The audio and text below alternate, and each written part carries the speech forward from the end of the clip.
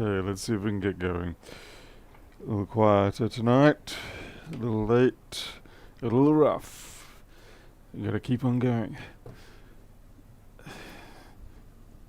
Ain't nobody out there gonna save you but yourself, so remember that. When you want someone to magic wand your life, keep going. You get magic wands waving around, it's always going to cost you 10 times more than what you would have got out of it. So, yeah, just keep it up. Okay. Yes, I feel kind of stuffed up. Let's get to the overhead. Well, maybe not. We have, crikey, a mutilated 2850 board. This is an i7 variation from Pedro. And, Pedro, is this fan supposed to be so beaten up? Come on. Was this a pretzel fan? Okay, so that's been bent and crushed. What else is wrong with this one? I don't even know. Hey, Penov. Ludum, Ratmole. Hi, Ratmole. Gary, Steve Wittenheim, Plymouth, UK. Sodders. Yeah. 3X. Okay, hey Ed. So clearly we can't rely on this fan to do anything, so we'll get it off the board straight up. Looks like I need I'm just gonna get a screw board, box. A box to put all my screws in. Transit damage. What? As in from you to me, or when you received it? Kind of seems like it's more when you received it, surely. Okay, I just had to throw the rice out. There was rice in here for some reason. Don't want people getting ideas that that's my secret weapon in repairs. Hey, Topaz. Hey, Kiki. Yeah, that's, yeah, the base is actually flat, so I might be able to... It's not really worth it. I got so many of these. That's a bin job. Straight in the bin. There you go.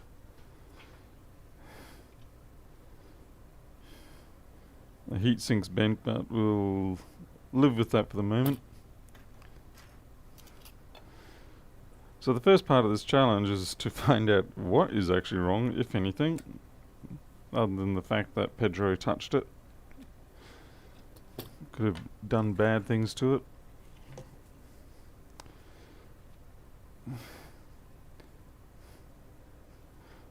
I was trying to wonder whether there's a warp in the board or not. No, there's no warp in the board.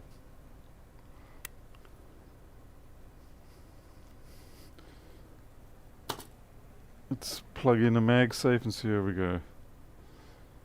Oh gee, 122. Apparently job 122 is missing its MagSafe connector.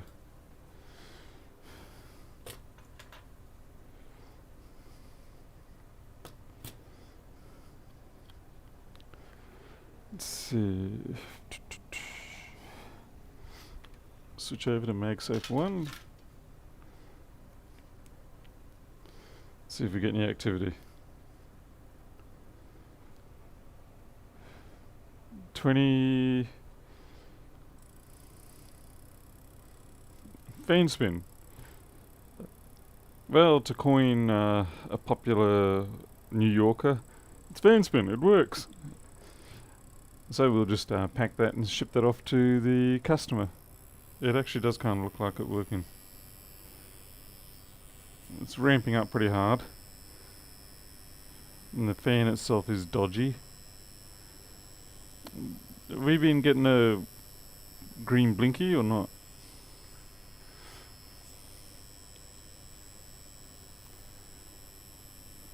Wait for that green blinky. Where is it?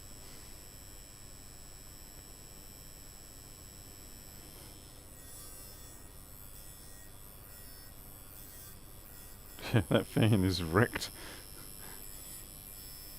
Sounds like a grinder 2 or 3 houses away.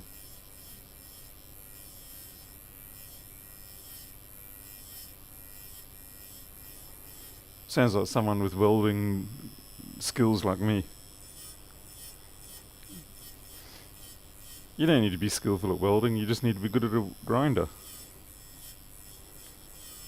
There you go, joint all fixed up. Okay, we're not getting any green blinky, so we've got issues on the CPU side of things perhaps.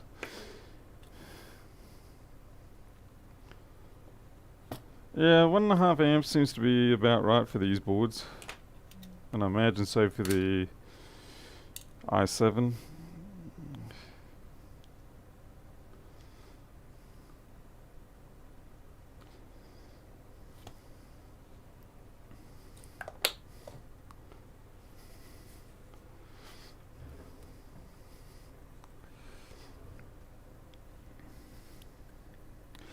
So we'll ditch this cap, replace that, and see if we get any better. I doubt it, but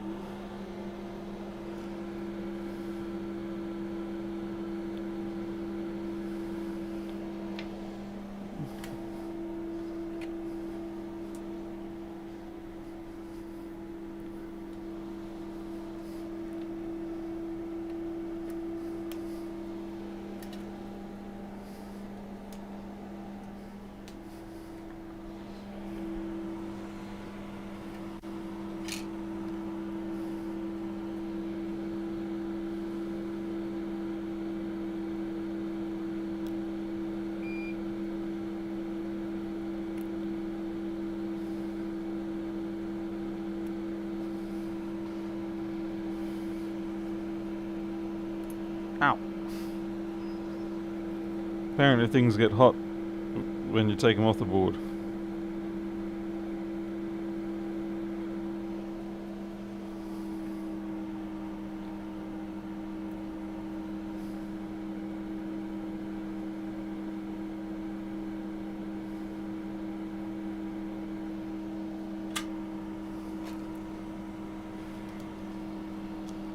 Oh, come on, I know I had one left. Don't make this a crappy day. I know I had one left.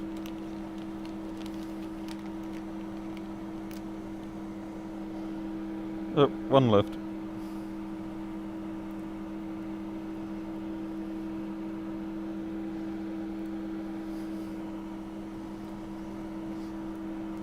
Which reminds me, I better order some more of these now and do it.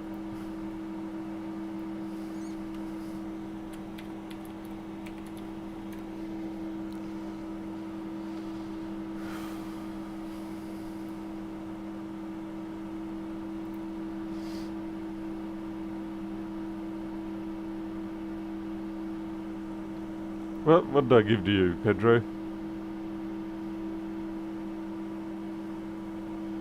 Alrighty. So part we want is 2671590.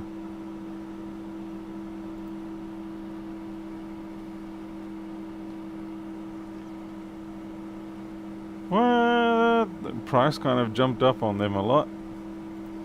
That is a big price jump since the last time I checked. Oh well.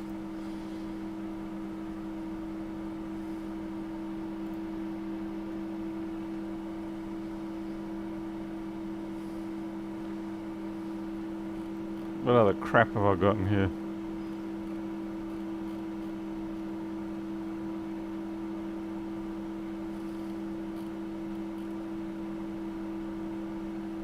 Alright. Okay, we'll be able to put that order through on Monday. Hey, warrant stamps.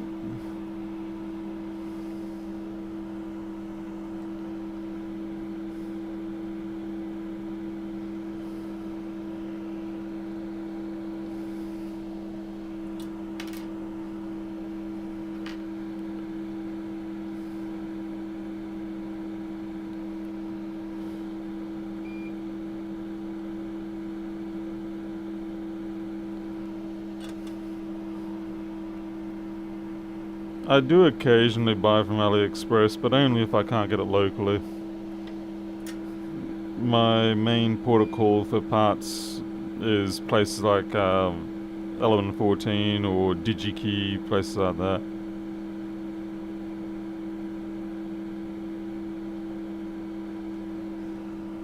Because then you know you're getting reputable parts and you're going to get them delivered within this century. I've still got parts that I'm waiting from, from back in March still, from overseas, and they're still not here. It's kind of curious. Have a look around. Oh, look at that. You can see it's an i7 620M. Have a look around, see if there's anything else that we can spot. Maybe dodgy clock or something like that. Bit of corrosion there on the test pad for the PCH. Another bit by the BIOS. Is that the BIOS? Yes, it is. Yep. Evil tantrum caps.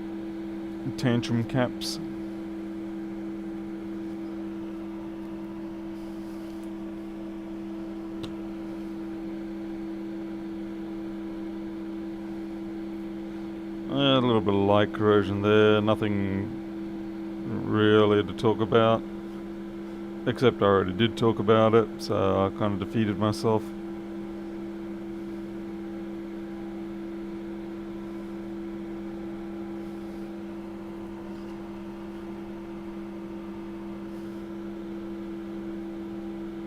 It's okay.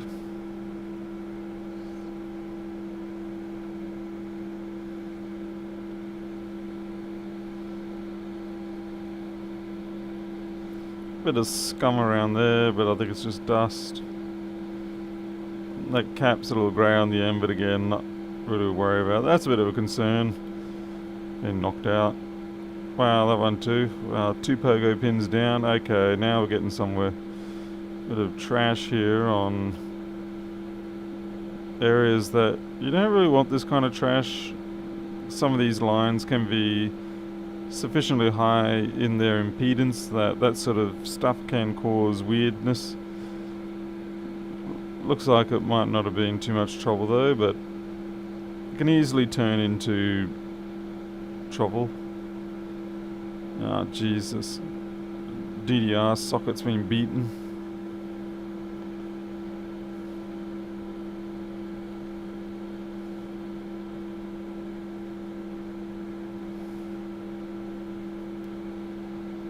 Alright, see if we get any CPU activity now.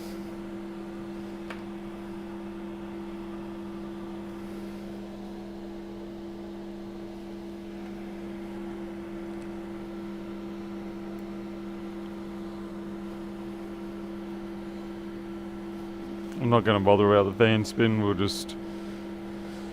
As long as we get the green blink, we're good. Well, we're at the start of good.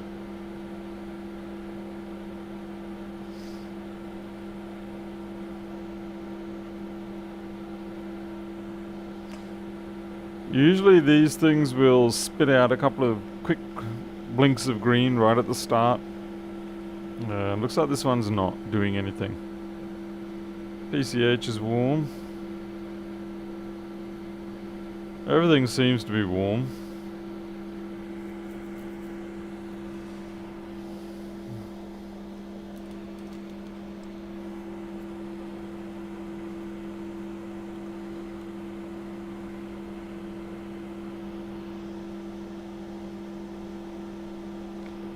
Point 3.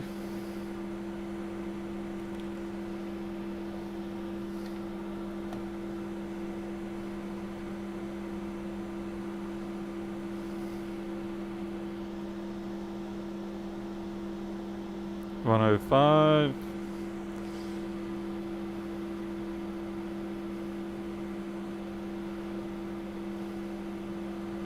So what's going on, little buddy? Why are you not coming to life?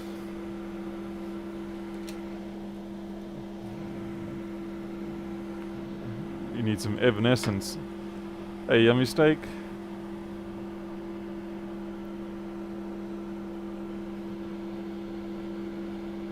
A bit of crud in the keyboard connection there, but I don't think that's going to actually stop it from booting unless it's... Pretty sure those pins are not SMC on off.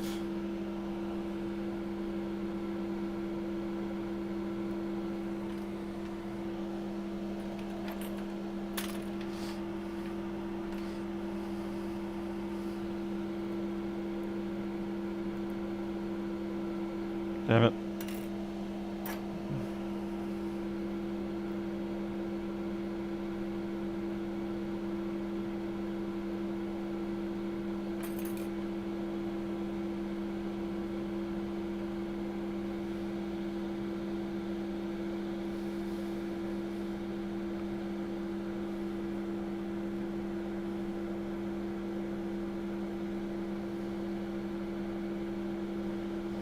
Probably failing the same way that the other one's failing.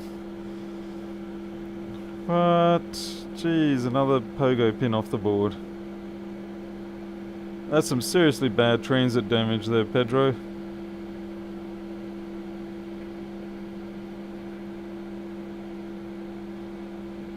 It's like someone threw it out the window at high speed.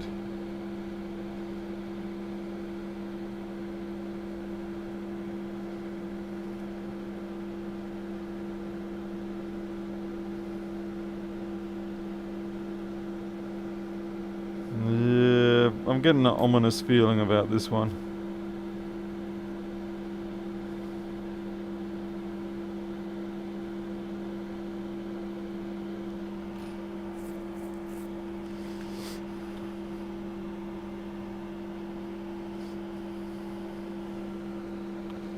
We'll take off the heatsink, have a look. There might be something lying under the heatsink area that I'm not seeing.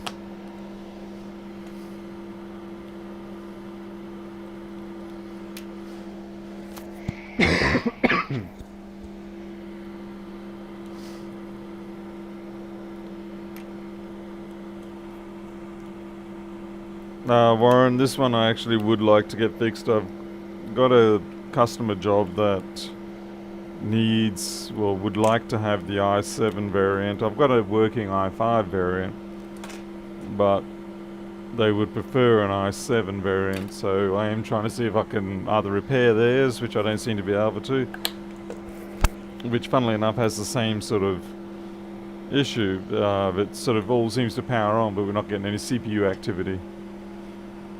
Milo's doing well, each day is better, and Mia seems to be normal, so in Mia's case it might have just been a wayward hairball chuck up, or just some general irritation, thankfully, because I think we would have been on some serious panic stations if whatever it was starting to spread across to the others.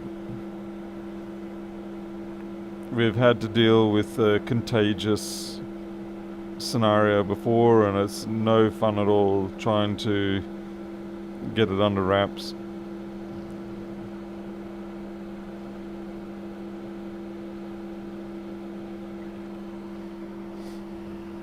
There's a smoked area. There's a couple of where there's just low-level blotches of trash that kind of look smoky, but I don't think it's actually smoke. It's unless you can get out of board view and play along with me.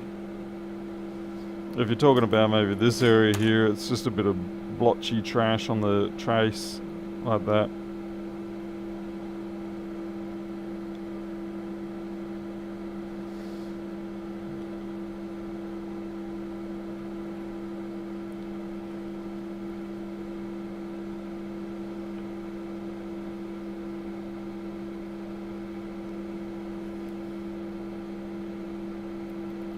Probably just a disgruntled PCH and it doesn't want to play ball.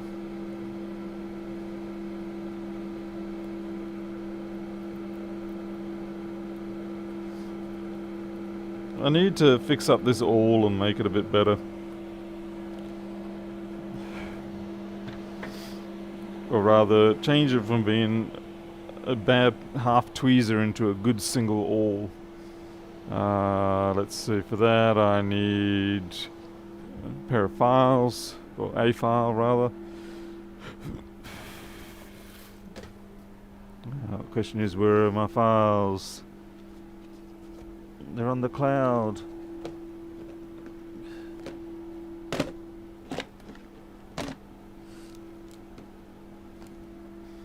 Oh, come on.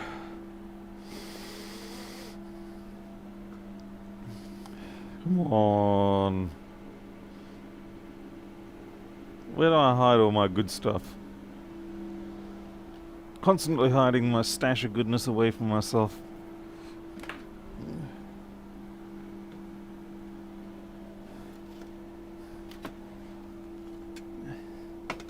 Come on, files. Where are you guys?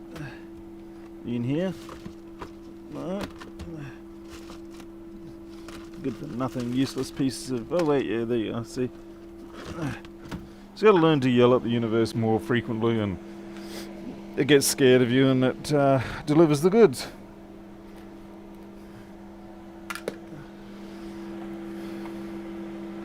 That should do the trick.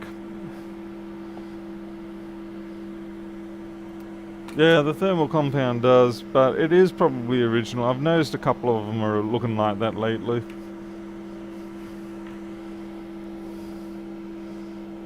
So I'm not... Yeah, I don't know. It is probably a refurb board already, being a 2850 with the capacitor issue. So they've probably replaced it in the hope that that will fix it. Not the camp, I mean the actual board. I should really be running the file across the item in question, but it's not really practical in this scenario so much. Yeah, we'll try that. There we go. That'll stop the people screaming in horror.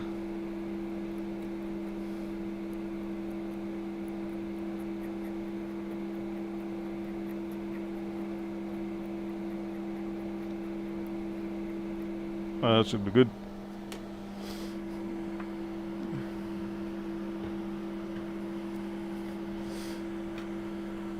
That's certainly going to be spiky enough now to do some damage to me.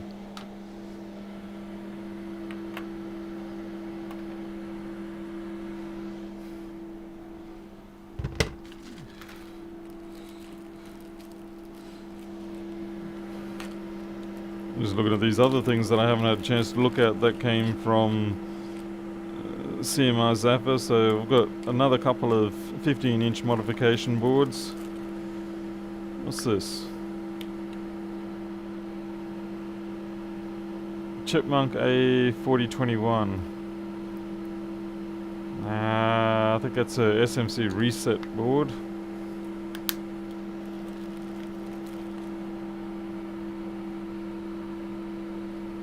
.4026. Oh, this is a activity indicator for...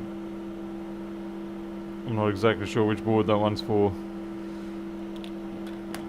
I need to try these things out later. These I'm already using.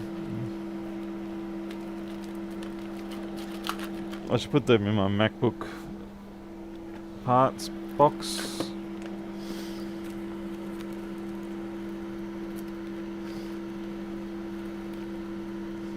Actually, I think all my other ones are upstairs in the other workshop. Oh, we'll stick them in here so we don't lose them in future.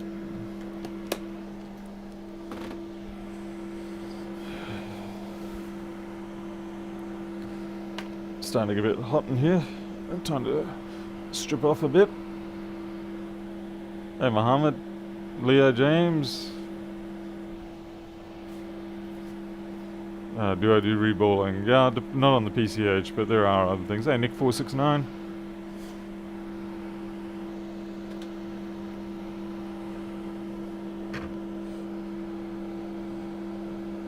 So yeah, I'm getting a little bit stumped here. Like I said, I'm not getting the good vibes. I suppose we haven't actually lifted off the audio module, so we'll do that. Easy to forget these things when you're pretending to try and be entertaining on YouTube.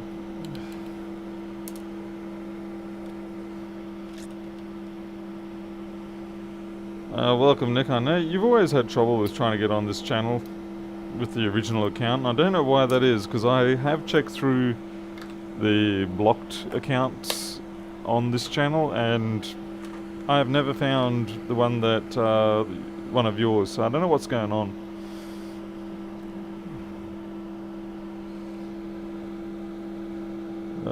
Let's have a look what was under the audio block.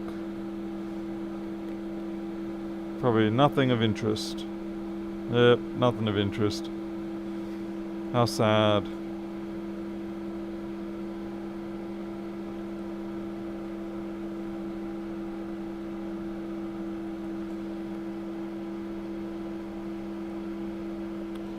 Let's see if we get a... See if we at least get a clock signal out of... I don't know if I can actually safely run this without a heatsink or not. I was just going to see if we can get 32 kilohertz or not. I can't even really blame areas like this. I mean, you sort of... Given that we've had an absence of anything truly disastrous on this board, you start looking at even the most subtle things and thinking, oh, maybe it's that. But in most cases, no, that's just needing a little smidge of solder and it's good again.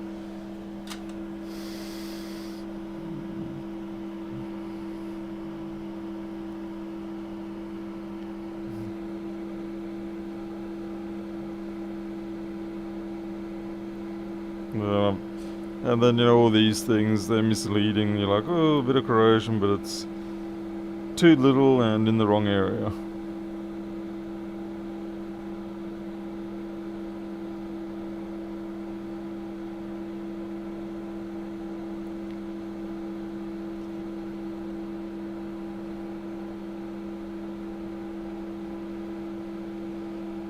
I might try with just one ram stick and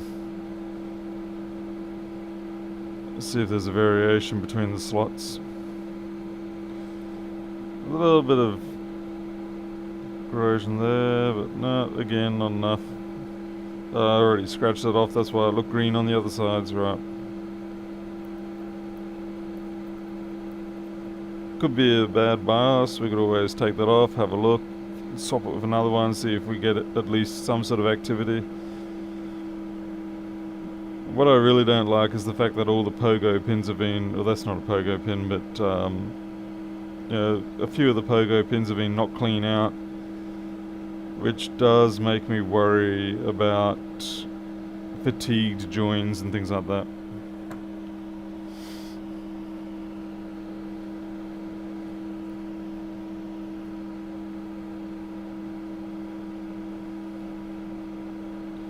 But for all I know, there's just one part on here that took a hit, cracked, and it'll probably be something like a resistor, and it'll just have one pad with a crack in it, not making a proper connection, and that's it. That's the end of it.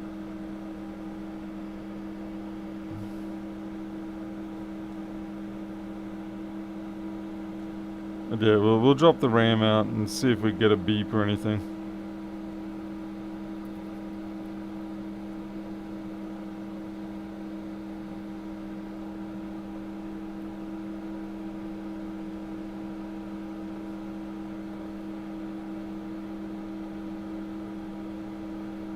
What is that? Crystal meth?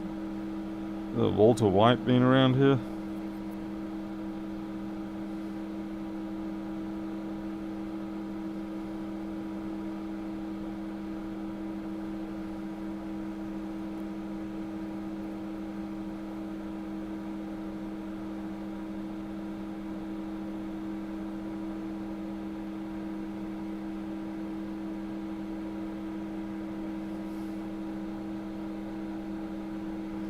Let's drop the RAM and see what happens.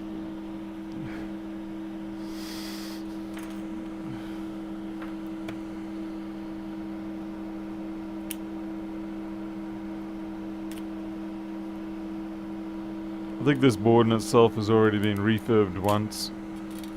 This is a really bad heatsink. We're just going to throw that straight in the bin.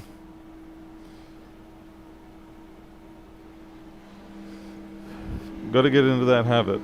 If you get a part that's got some damage on it, just get rid of it. Get rid of it straight away. Don't hold on to it thinking you're going to fix it. You're not. The only thing that's going to happen is it's going to sit in a box, collect dust, and then one day you're going to pull it out and use it and forget that you got a defect, and then the rabbit hole begins.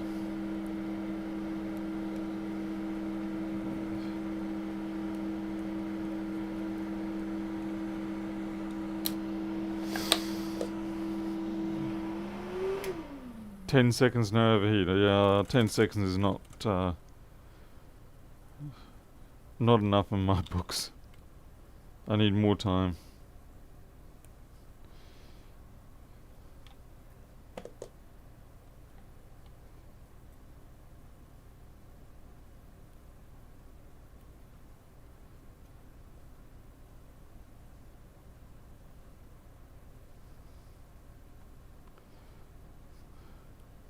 Oh, for goodness sake, get in.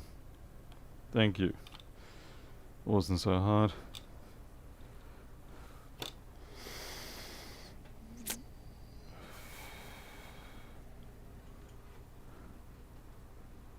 Yes, I speak from experience, Mr. Stamps. Hey, any 555?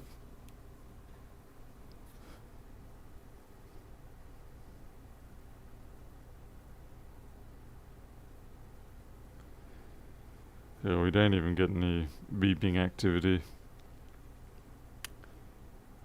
Yeah, she did. I'm gonna wrap this one in plastic. I'm almost certain it's probably some sort of PCH issue. I mean, I could well be wrong, but so many times you get this almost alive scenario, gets up to SO state, all your voltages seem to be good, but it's still not coming, still not running. And more often than not, if you do spend the time, you end up finding out that, it's just a PCH death or something like that.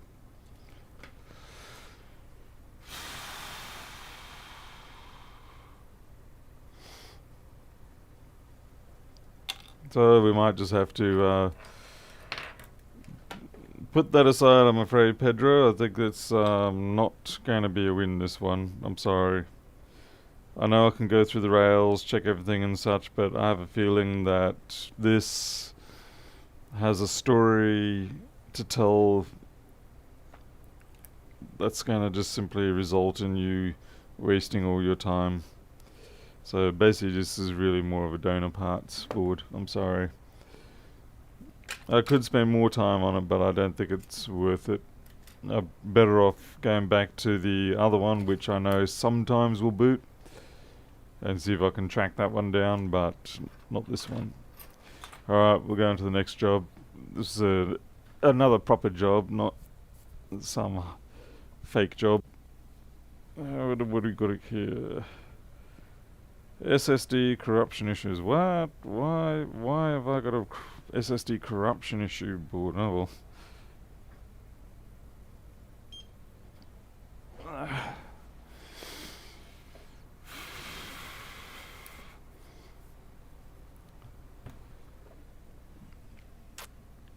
Right.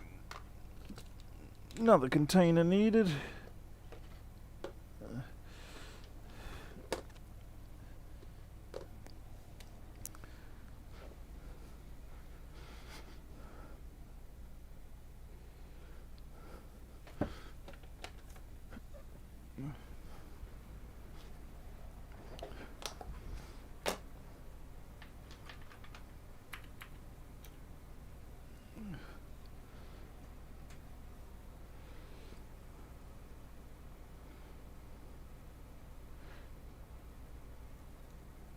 Pedro, maybe. I mean, not Pedro. Pernov, probably, but I've run into a number of these where it just ends up being the PCH or something. Yeah, I'll give it a shot later. My heart's not in it right now, unfortunately. I'm gonna go chase this one. If we can have a win on this one, then maybe we'll come back to it. But I know there's a fair few where I've already checked things like the EFI and the platform reset and all that stuff, and it's all good, and the machine still doesn't come good. Hey, John Finn.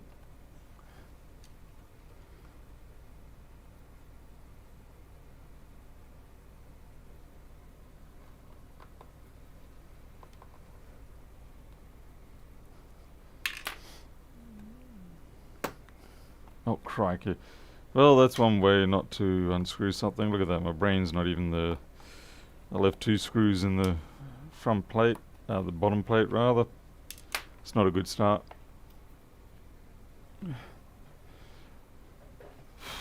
What have we got? Battery's been replaced, I'd say. Shit. God damn. I love it how these batteries, the corner plastic tabs don't have the strength required in them. When you try to lift them up, they just snap. And so then you got to get the old spudger out. And that's where a lot of damage usually starts. Because people will pick up a metal spudger, jam it in there, and that's the end of that. It's murder, she wrote.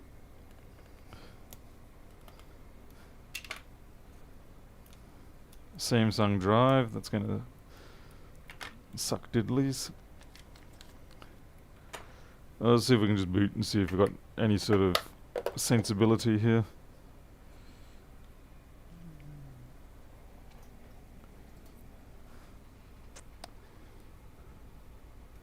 Unfortunately, I cannot have ice cream at the moment, so that's probably half the reason why I'm a little bit cantankerous.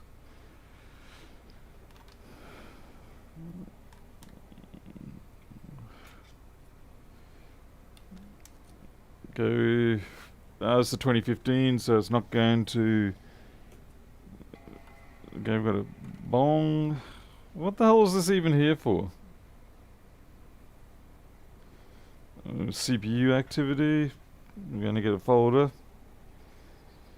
I hate it when I get machines turning up here and it's like, why are you here?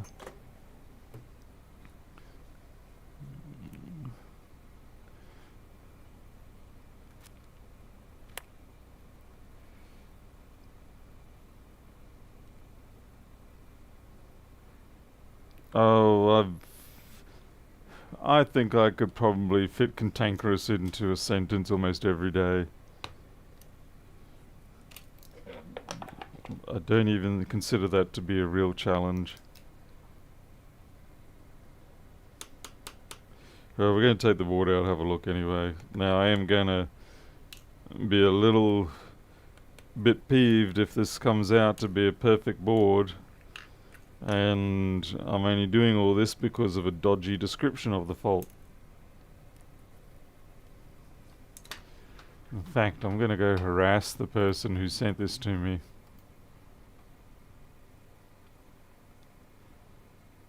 Where are you? Reveal your secrets. Oh, come on, Facebook, speed up. All the people using the internet, all the people who didn't want the good internet are using the internet now. Like everybody who voted against getting the NBN should be forced to have to use dial-up, and let the rest of us that actually wanted the proper NBN to have what limited availability there is now.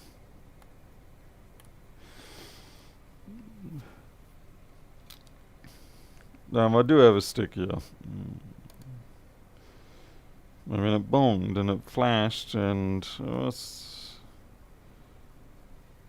wow, seriously, Facebook, you being like that?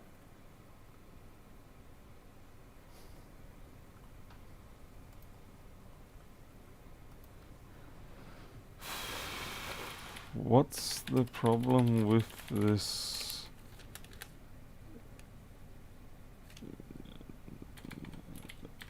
A1502 with SSD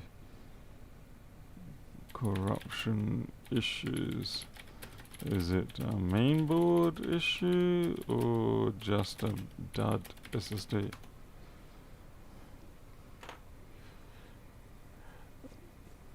Yeah, I know that's all I've got. SSD corruption issues. There's not really enough information if you ask me. The person who sends this to me, they sort of get to circumvent my normal process whereby I check the job submission and then I approve it or disapprove it based on what I think. With this one, the jobs just turn up and I'm like, okay, So we'll deal with it. But this one in particular has got me a little bit confused because I know the person should be able to handle their own bad SSD scenario, redo the Mac OS or whatever. So I don't know why it's found its way here. Maybe it was an accident. I bet you they're not going to answer because it's quad to 12 at night on a Friday. That's lack of dedication for you. If you don't get a response from people on a Friday evening, quad to 12, then I mean, what kind of dedication is that? That's just not on. And being a 4924, it's not really going to have any signature issues.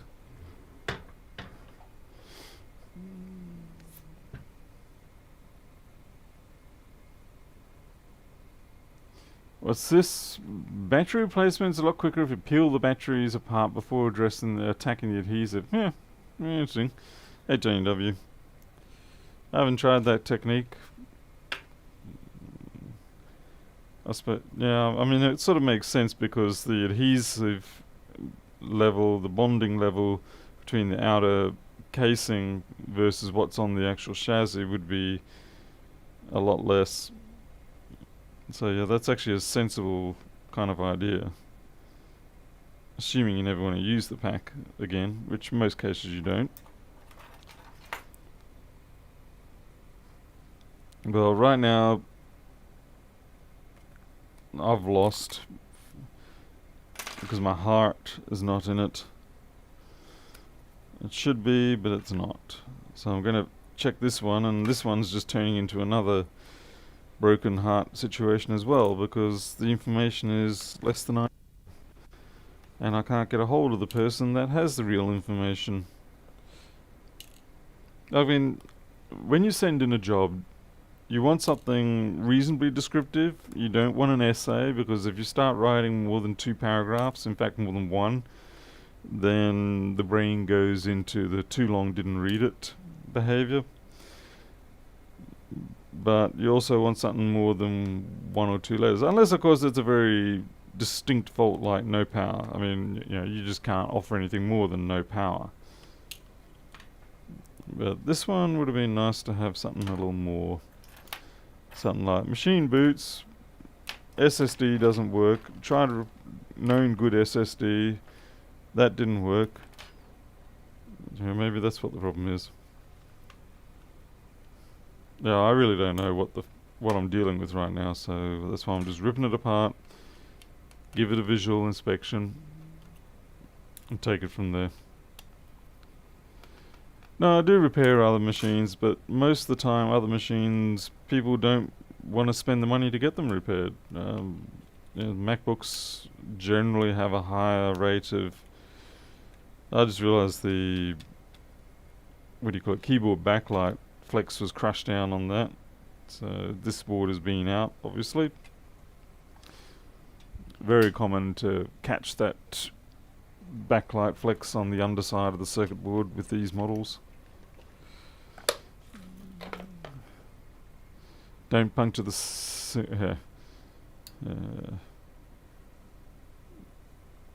just having a quick 1,000-mile view.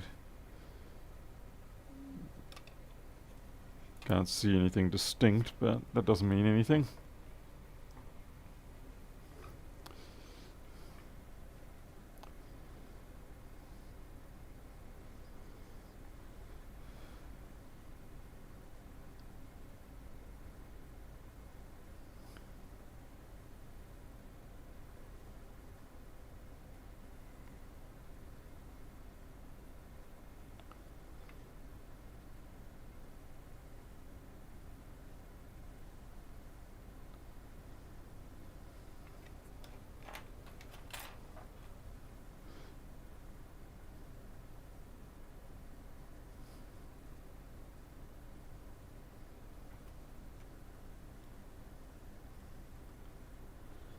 Yeah, so we've got a little bit of corrosion there on that test point.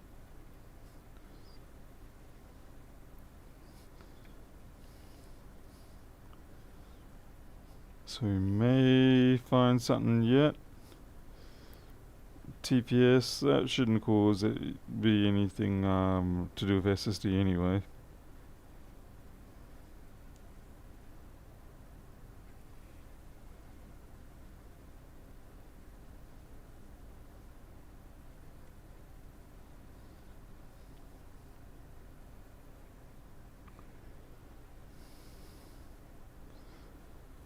So all we had is a smidge of corrosion right there and there, neither of which should have had any impact on the operation of the circuit. But we'll have a look at what area that is. Yeah, Pedro, no, look, I'm not really holding anything against you on that. We tried, but yeah, maybe we'll try again later when I'm feeling more like happy Smurf or something like that. But right now, I'm definitely more grumpy Smurf.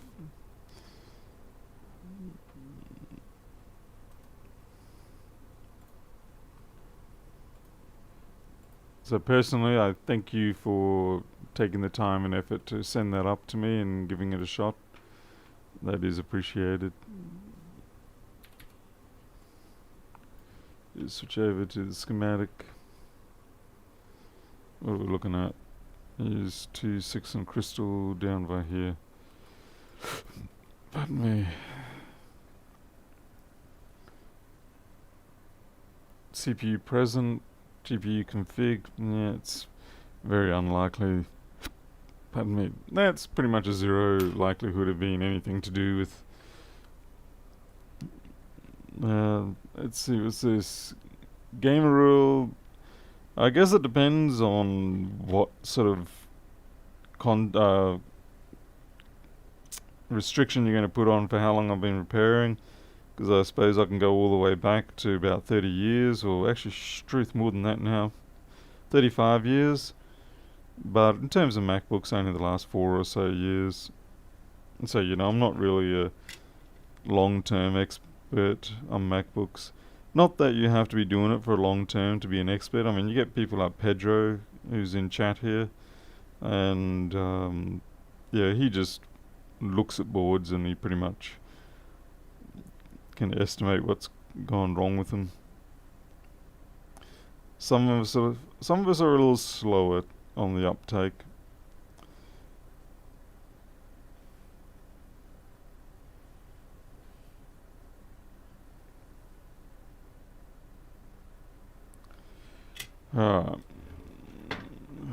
Well, what I can do is I can put this SSD into a carrier and see if it comes up.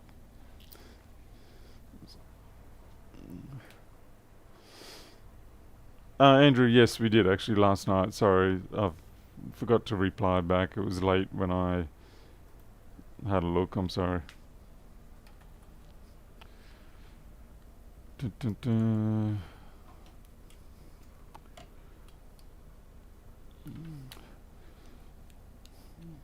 Just plug it into this very exotically priced contraption.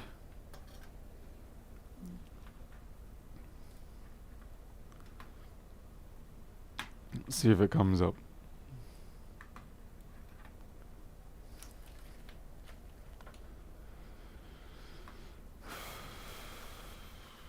But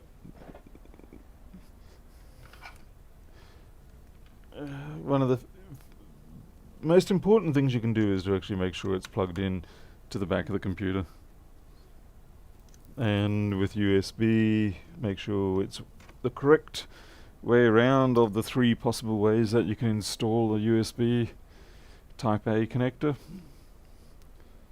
Okay, we do have activity going on. The question is, are we going to read anything? NTF for Macs would like to access the files on the removable volume. That's kind of weird, because this should not be NTFS unless they put Windows on it. Okay, Macintosh. No, that's not it. Okay, users. Interesting.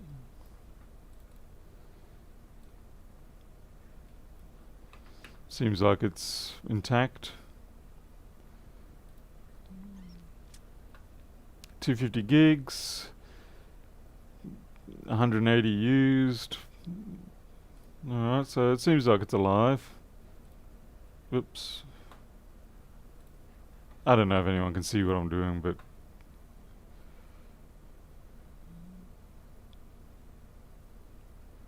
inject all.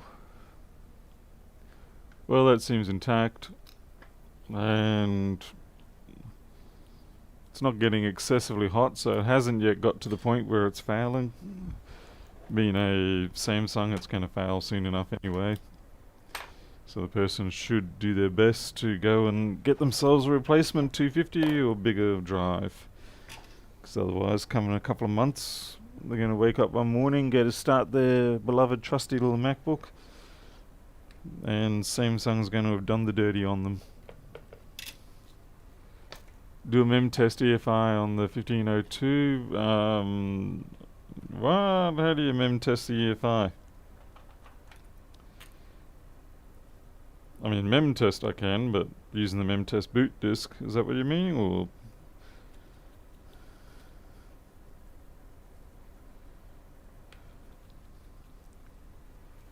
A&W tester.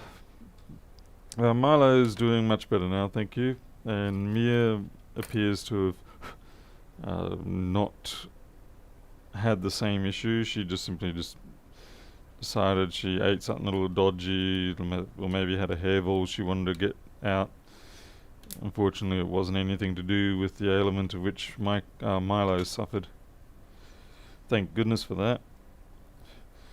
For their own health, not for the cost factor. I mean, it costs a bit of money to get them in the vet and have them treated for it, but that's not my concern. My concern is their well-being and how they're feeling. Okay, let's reassemble this.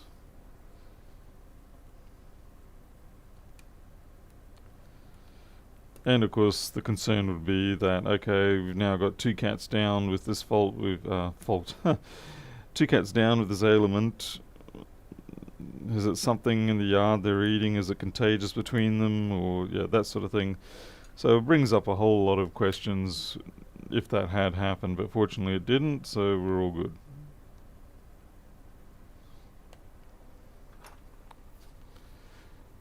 No diagnostics for the 1502, really. I mean, you can run the option D on boot and stuff like that, but that's about as useful as a chocolate teapot. Glad someone gave me that term. Certainly far better than what I wanted to use.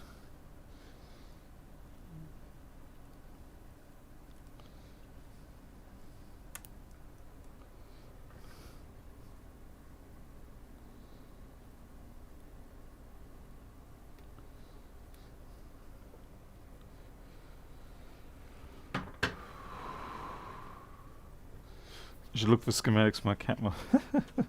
I'll ask the vet.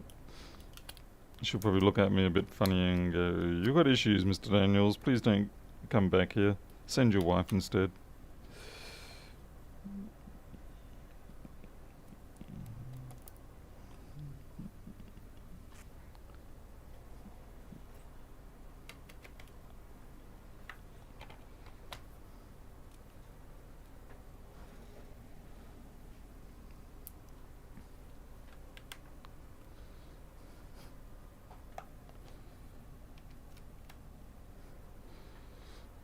Just going to tilt the screen down so that y'all can't spy, as it were. Cat scan.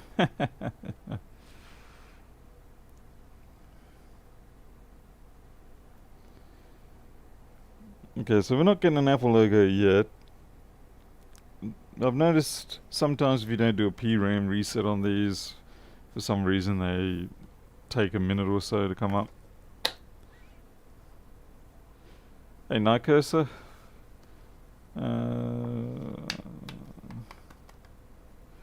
Okay, now we're getting somewhere. So we've got a blinking folder, right? So maybe that was the whole issue originally. That there's no SSD detection. So we'll put one of our own known working drives in there. Let's see if that comes up. If it doesn't, then we know we've got a few possible problems. So we're chasing SSD. It could be probably, I don't know. I'm going to stop suggesting things that the universe is going to turn around and take from me. But certainly the first thing I'm going to do is plug in one of my known good ones. Let's see.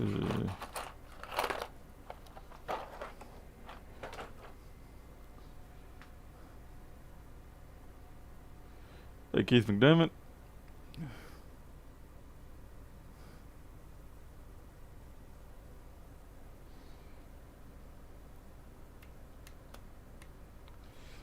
I won't bother plugging that battery back in. The poor thing, that connector is taking a real beating. Okay, power. Yes, the universe more than light likes to take lately. Okay, come on, don't be like that.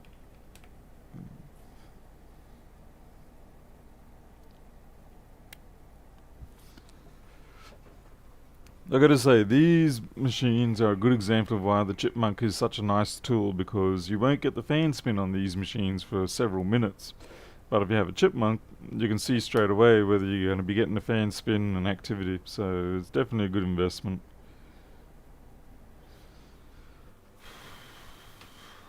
I'm going to prep myself now for what could possibly be the fault here. I'm going to guess it might be one of the caps on the back. Pardon me. Ooh, no. Okay, that's weird.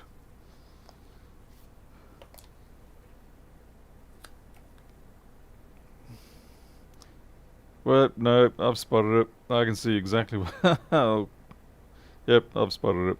It's on here. Okay.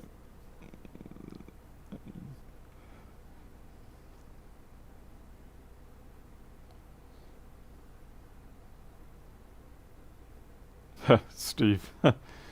Oh, slow boots because I don't have the battery connected. That's a good idea, Steve. It's just unfortunate the postage costs would tend to raise up a certain level of animosity that I'm not comfortable with after a couple of rounds. Get that out of there. Nothing shown there.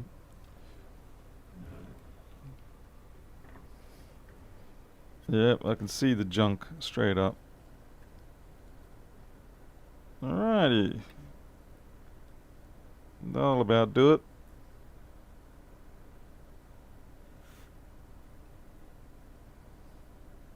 So I'd say good ultrasonic will hopefully fix that up. Now, let's have a look at what the back of this is like. Yeah, so hopefully we can clean that up too. And that will be our fault. So board get ultrasonic and this thingy get repaired.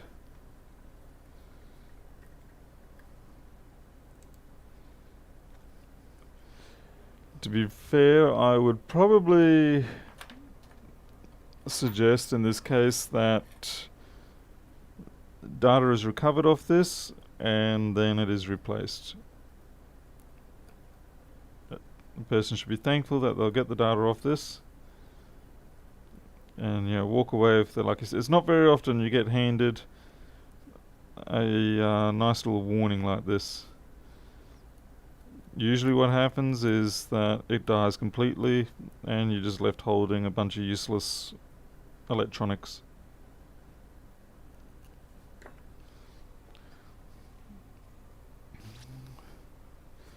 Hey, gaming builds? I'm guessing you build gaming machines. Are you a shop or a person or...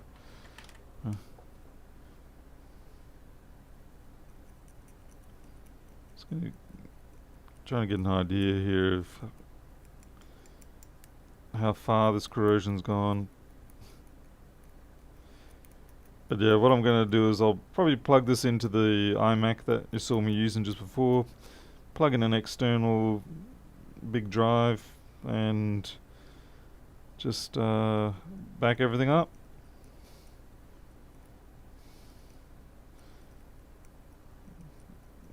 Not sure where this line, I don't know whether it's part of this plane here or what.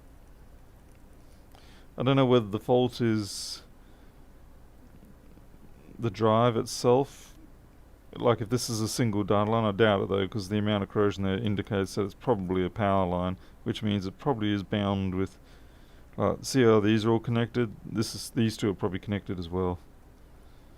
That's my guess anyway. Actually, you know what? It's dead easy to find out. And take this one.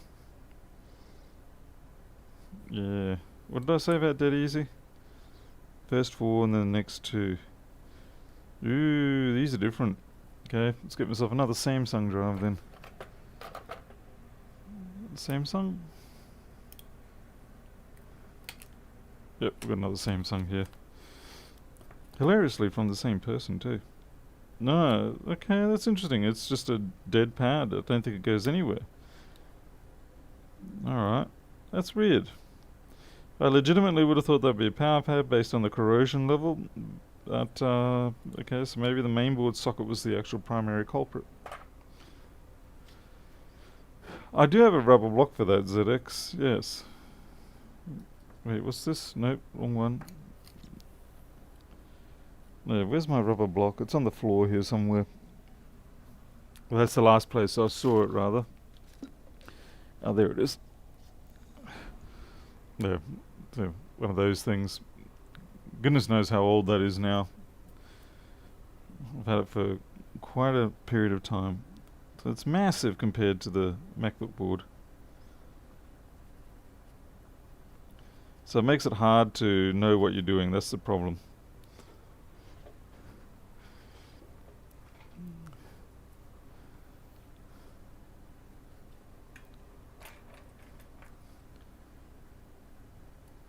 Yeah, my little awl coming into use there. So okay, so if that's a dud, we'll just flush that out, which means then the main board, like I said, put it through the ultrasonic and it should be good.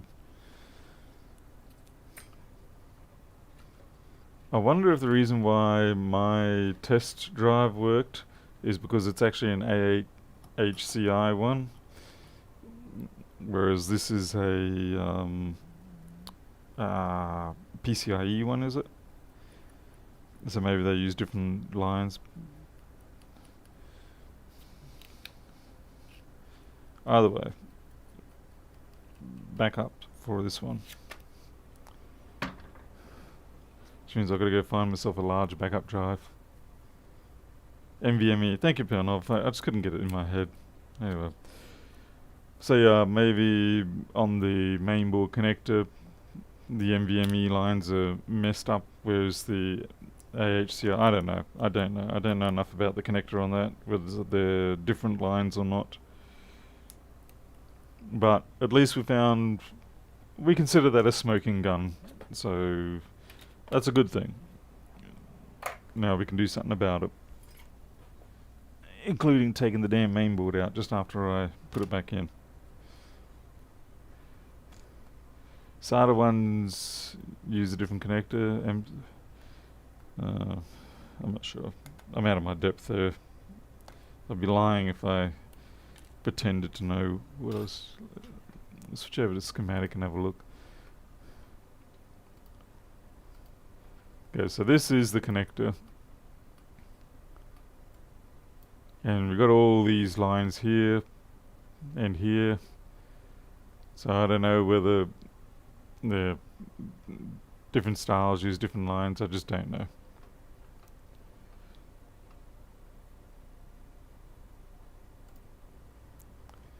Both use the same PCI bus though. Okay.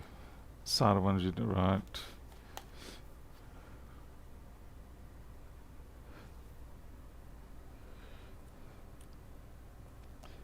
One of the big pains of when you get into this is that the more you specialize on things, the more you're a complete idiot on everything else.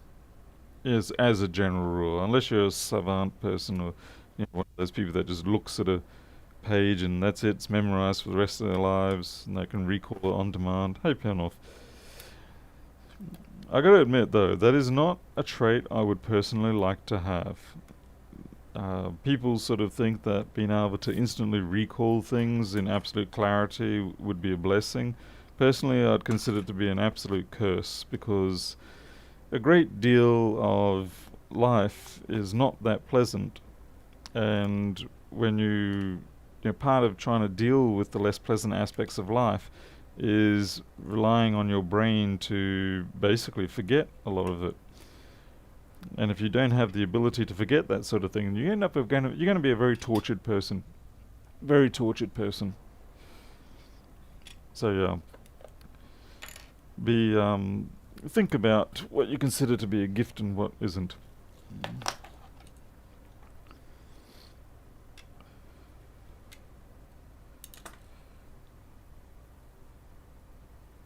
Rain Man. Oh, you're known as Rain Man.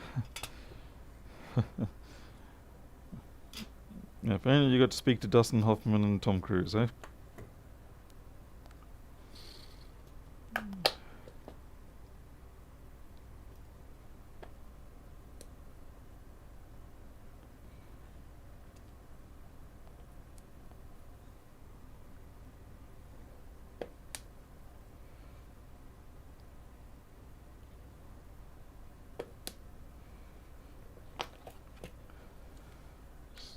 Take this off.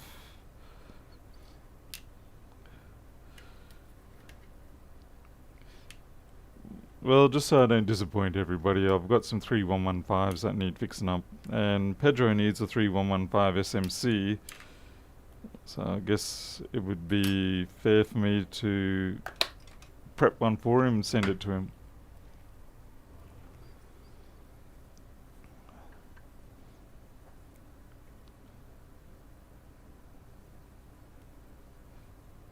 I take these stickers off before I put it through the ultrasonic, because they do survive most of the time, but I prefer not to put them through that.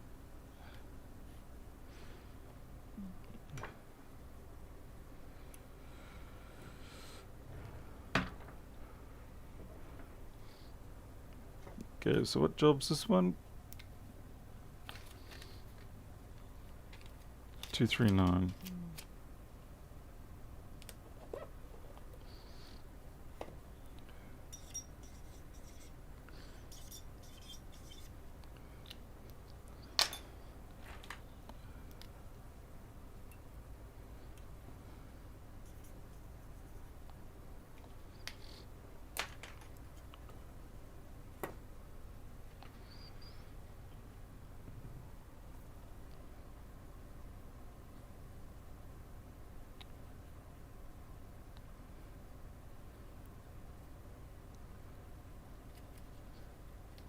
Right. The ultrasonic is actually warm enough, but I'm not going to subject myself or the audience to the pains of ASMR. So we'll leave that one aside.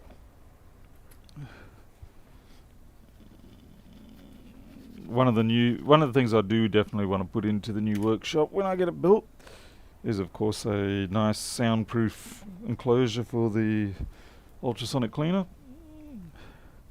Definitely going to be worth that investment. Actually, I'll just put that there.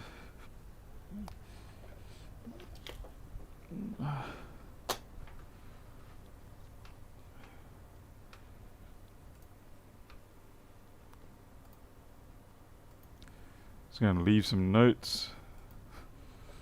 I'm also now just going to message the person who sent this to me and tell them I worked it out. All good, I worked it out. Should be fixable, but the client will likely want to move to a replacement SSD. Your call.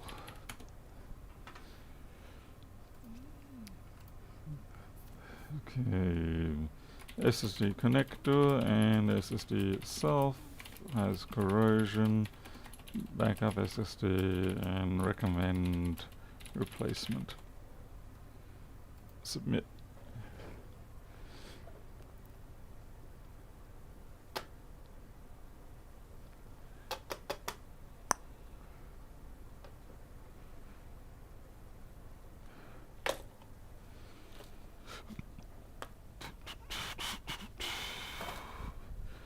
Okay, let's find some 3115s, eh? Let's see, 3115.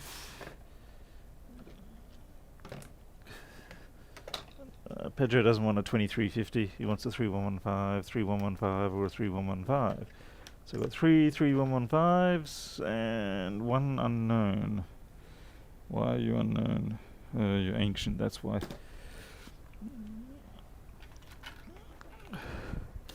Now these are potentially repairable, so we're not going to use an SMC off these, I don't think. We're going to take an SMC off one of my SMC stock boards, since it turns out that I ended up buying a whole bunch of 3115s sort of by accident, and then I just happened to run into a whole bunch of 3115s. It's one of those classic scenarios where you start out with almost none of what you're looking for, and then all of a sudden you've got a squillion of them. Okay, so this one here looks like I've done some work to it. Looks like the SMC has actually been replaced on that, so maybe I shouldn't do that. Although it does tend to indicate it may be a viable SMC.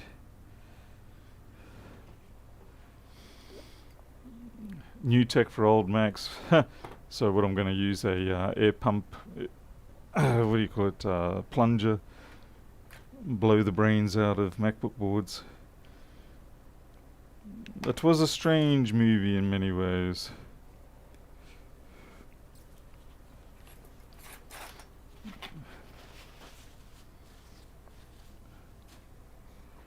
Yeah, so get this SMC off here.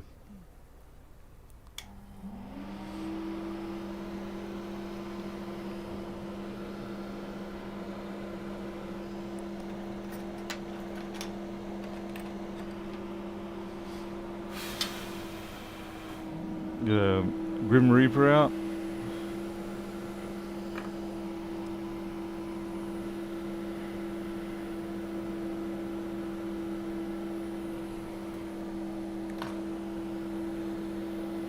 Oh. That was Big Thumb getting in the way.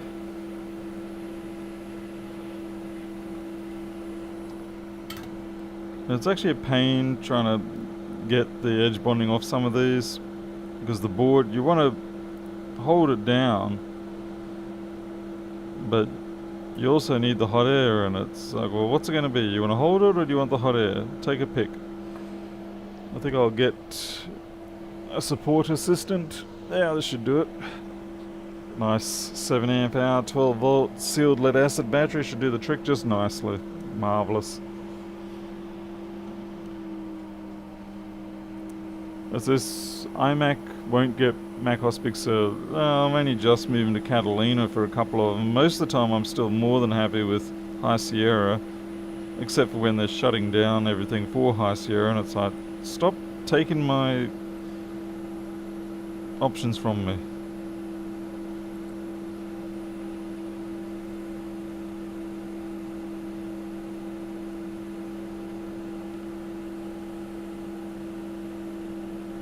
This edge bonding is one of those crumbly ones.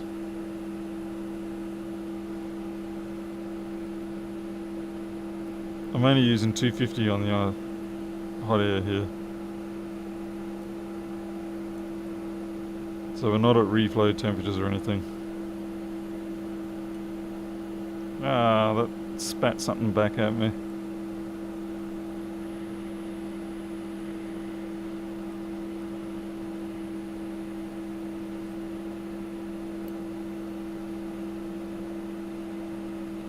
Just drag out the underfill from under the chip so it doesn't excessively hinder us when we try to lift it.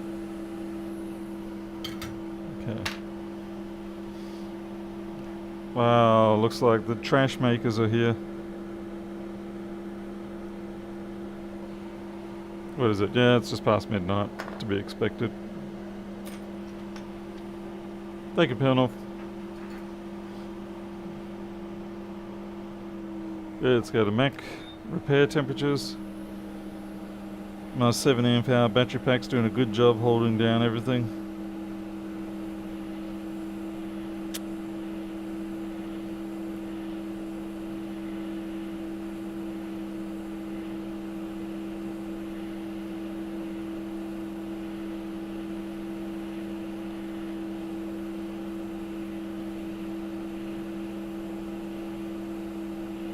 Oh, I just realised the leader needs me to...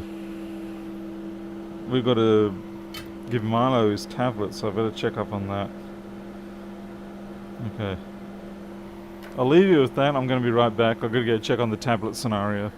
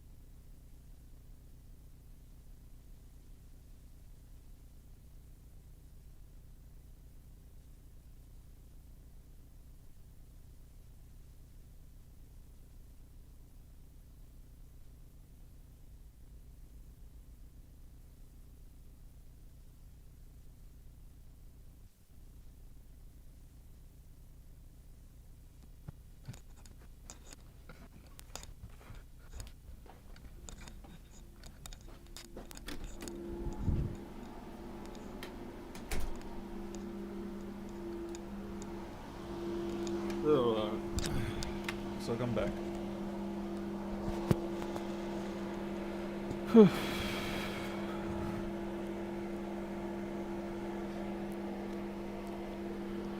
Didn't go quite as smoothly as we planned, but we still got through it. Giving cats antibiotics is always a fun process.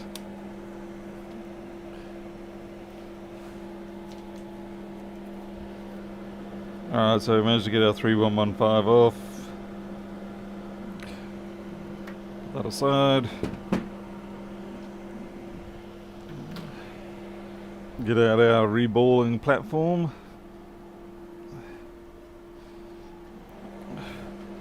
The battlefield of solder balls where thousands of lives litter the place. Ghosts of the failed ball jobs in the past. First thing I'm going to do is clean up this chip. And I really wish I had a second pit that fit, but I never do. So anyway, we'll just get this cleaned up.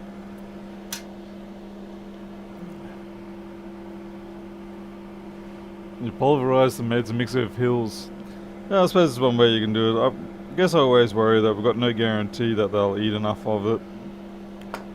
And we can usually do the just open the mouth and pop it through. Sometimes it just doesn't work out. But we managed to cheat tonight. We used the cheese technique. So wrapping a little bit of soft white cheese, and it was... I still had to kind of convince it to go down, but it was a lot easier. I do love how this fume hood drags away those solder fumes.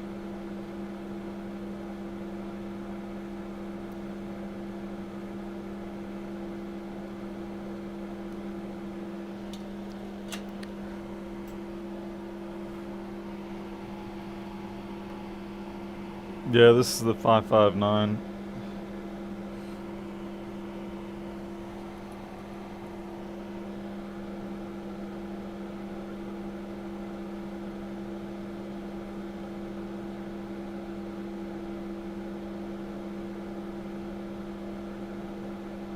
There's a couple of pads there that are a little on the grey side.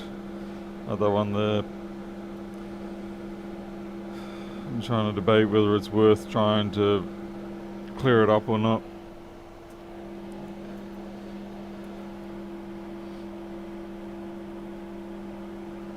Travis, I mean, that's normally what we try on the first go. Sometimes you just... something goes wrong and the angles aren't right and the down the hatch technique doesn't work. And it ends up they just manage to shuffle it up from the side of their mouth and spit it out. And they're like, well, thank you very much for making this more difficult than it needs to be.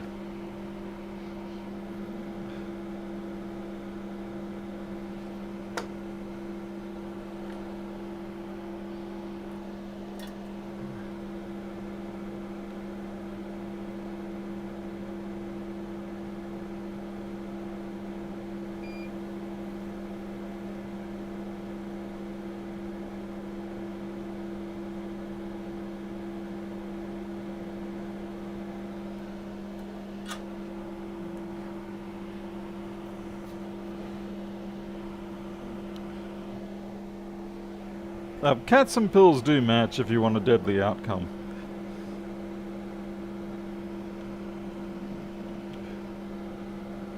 Your death, of course. I reckon that's got to be one of the more fun aspects of being a vet technician or a vet assistant or anything like that, when you get the joyous task of having to give the pills to the cats. It's like, I know that you have those pill throat things, but I'm not overly keen on them. I do worry that sometimes they might cause a little bit of damage, but the vets seem to get away with it. But then again, okay, we need to just clean up all this, because obviously we cannot have this level of contamination and stuff obstructing the process we're about to embark on. Tonight we'll be using the 2-ball technique. Is Pedro still around? You're around, Pedro? Yes, you are. Good.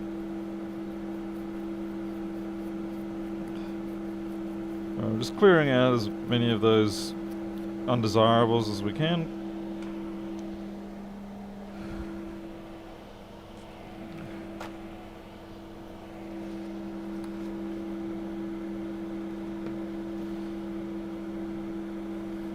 You don't want any flux or anything that's going to boil away in here as much as possible.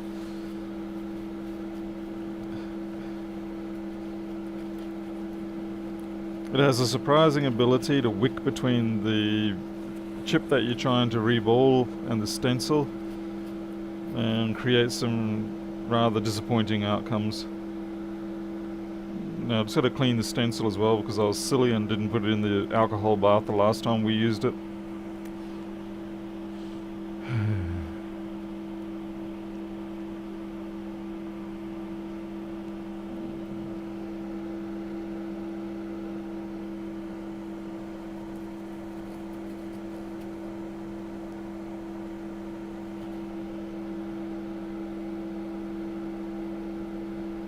Some trash in there.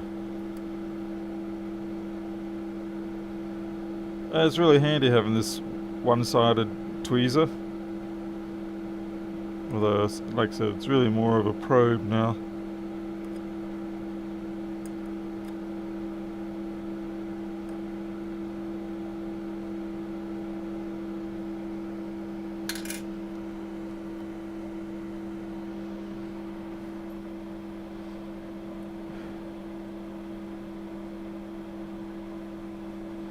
Tonight is the winter of our discount tent. Poor Shakespeare. Rolling in these graves so fast that if you put a generator on him, it'd power the world.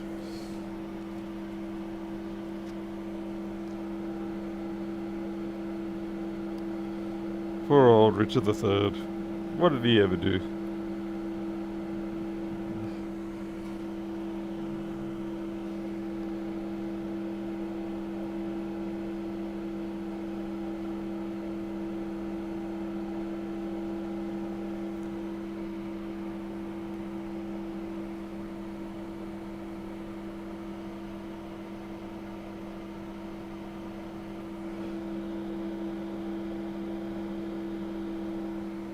I'm actually having a hard time getting a clear visual on this.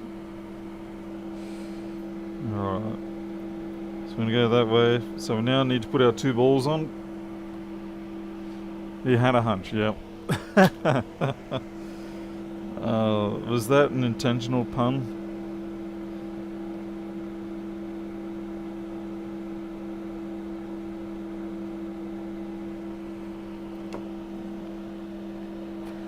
And we need to get our hot air right down. Obviously, I'm going to use 390 and 20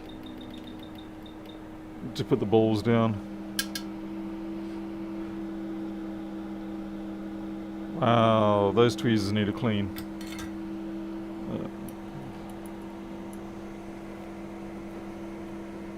That was actually pretty shocking, those tweezers.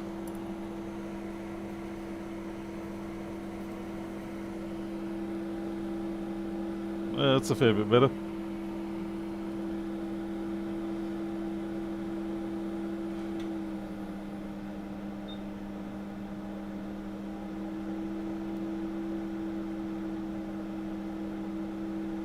Okay, 1 down.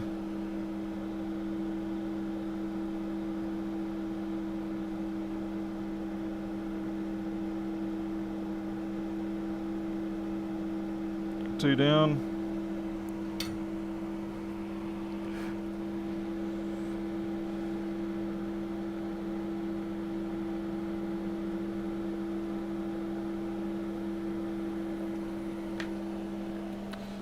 Now we just need to find my balls. I usually leave them lying around on the bench top. Yep, sure did. Now for these, even though the stencil is a 0.3 ball stencil, I prefer to use 0.35. So if you use 0.3, what will happen is that the balls will get cozy with each other in the holes. instead of only one per hole. Okay, we've got a problem here. There's a tilt on the stencil, the actual tray.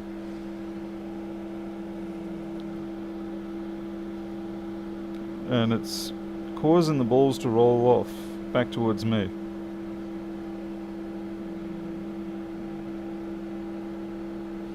You know, I'm starting to think maybe instead of the DSO, I should have really bought the CNC.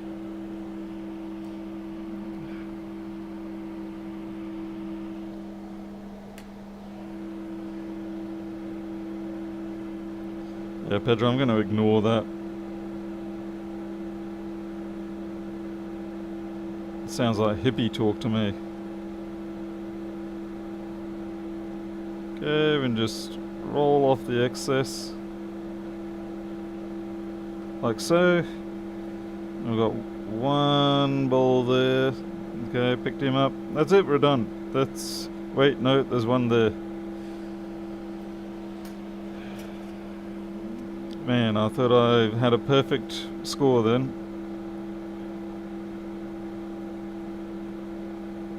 There was a little bit of a thread in there, a bit of junk, but I'm going to ignore that. It'll get out of the way, I hope. Wow, what's really amazed me though is that it doesn't want to let go of the... It wants to stay on the tip of this... Alright, you're really ticking me off there.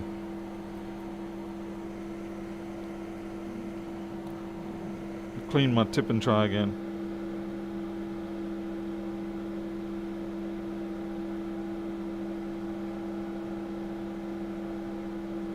There we go, perfect.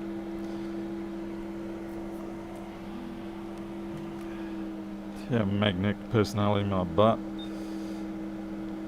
Okay, so we're at 390 and 20. I'm just going to heat these up till they start getting a bit deformed. When they get deformed, it stops them jumping, you know, spinning around like they are now. See how they go that off shine? They start to go a bit greyish like that. That's your cue. And then you just drop a bit of flux in there. Just be careful because you often will pick up balls as it cools down. Okay, so they're covered in flux now.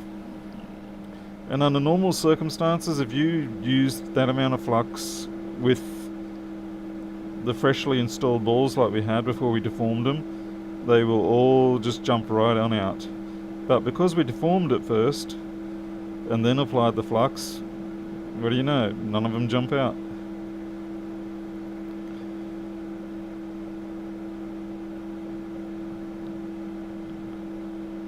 Looks good.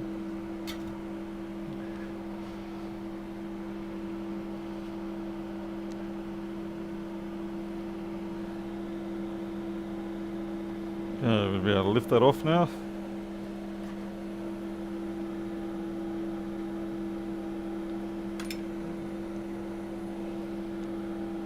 Hopefully didn't let it get too cool.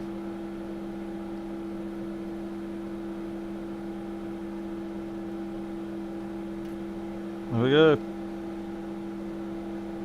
Pretty much a perfect SMC reball.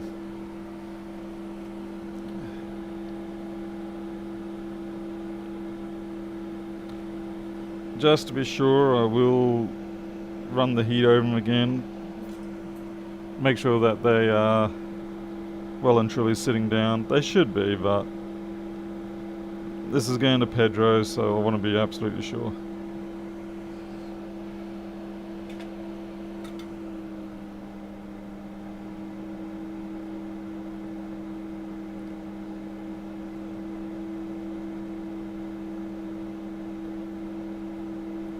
That's good.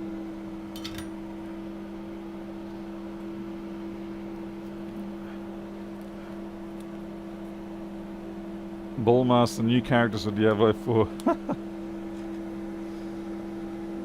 That'd be more amusing if you're actually honest, if that's legit. That ball there didn't quite reflow. It's fine. It's just not as pretty as the rest, but it'll be fine. Once it goes onto the circuit board, Be just dandy fine. Yeah, I gotta flush all this flux off it now.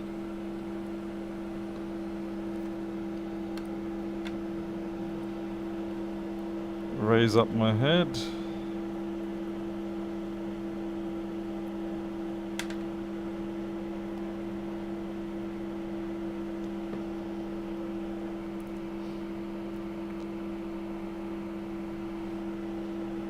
Ah, Pedro, really? I mean, come on. It's one of those things, I think, that once you eventually get the knack, yeah, I'm not even going to try and cut those off. I was going to cut the edge bonding off, but I don't think I will, Pedro, sorry.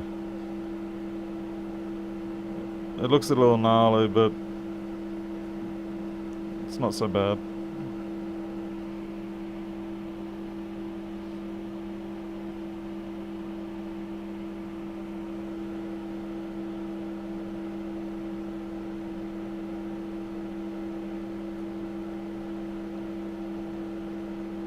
Okay, so it's Pedro's SMC.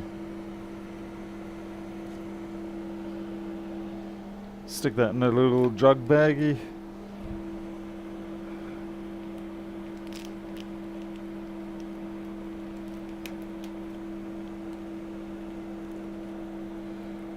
And we'll ship it over state lines, and hopefully they won't test that for COVID.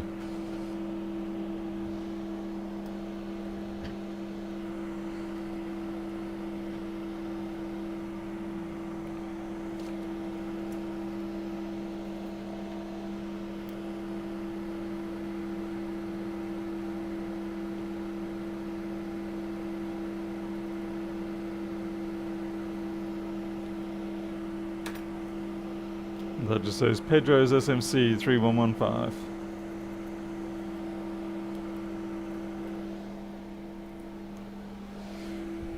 I need to put it somewhere I'll remember to take it over to the other room.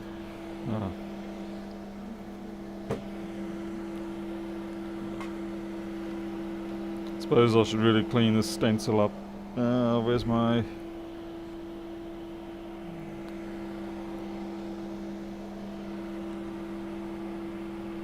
Reball without a cause. Oh, Pedro's on fire.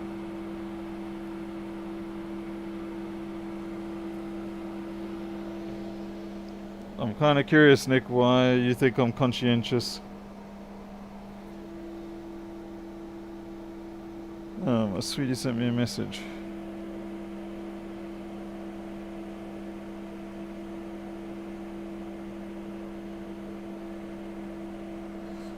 What have we got?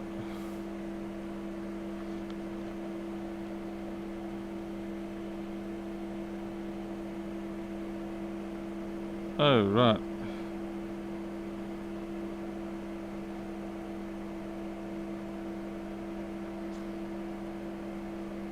Is that fluff butt?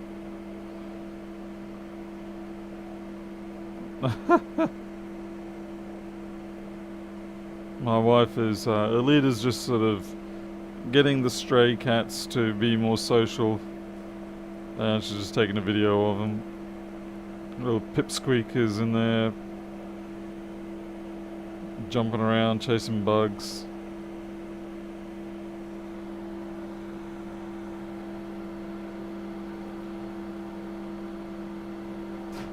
Yeah, that's a good one, pipsqueak. And that's Simba, that's Tiger, pipsqueak, Honey. Where's Fluffbutt? Treacle. There's Fluffbutt. Fluffbutt's a kitten.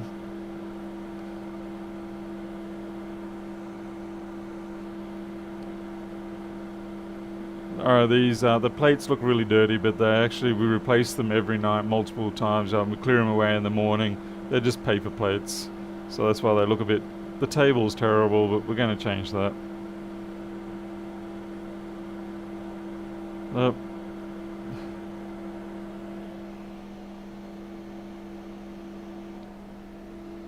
It's pretty funny with Pipsqueak pushing the door into the butt of the other cat.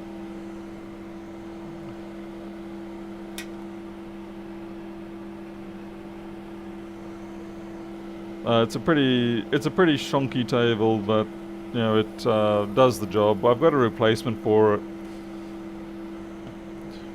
I used to use them in my original workshop, but I found I didn't really like them too much because they've got those metal cross members on the underside, and unless you sit dead middle on them, when you go and you push yourself in towards the table, you knock your knee on the very sharp metal folding leg edges, and it's agony. So they got displaced after that.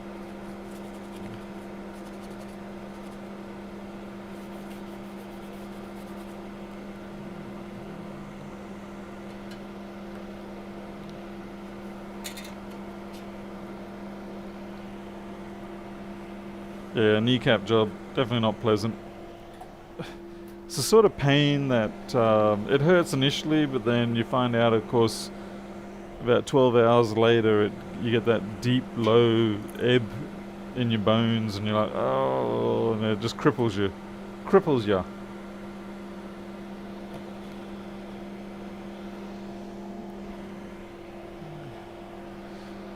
Can you go to Photos, Google.com on your PC and show it? Oh, you're right. No, right. You're talking about the video. See you, DNW Tessa. Thanks for dropping in. Just got to clear out the unwanted balls on this tray. It's about time. Normally I'll throw it in the ultrasonic cleaner, but I'm not going to bother this time. I have a feeling that having all the solder balls in the ultrasonic cleaner is not a good idea.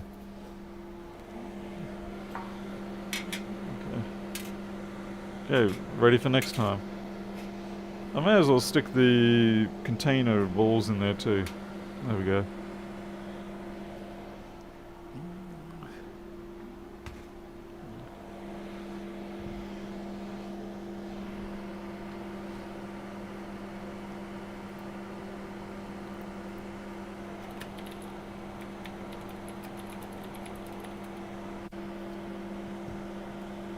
Rustlin, there should be tomorrow video, yeah. What is the scariest insect do you encounter in Australia? Yeah,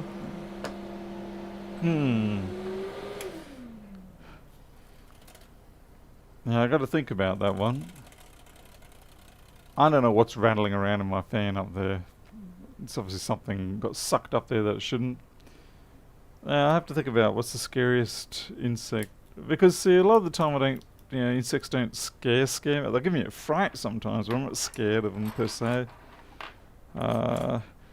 There is one insect here in Australia that, at least I think it is.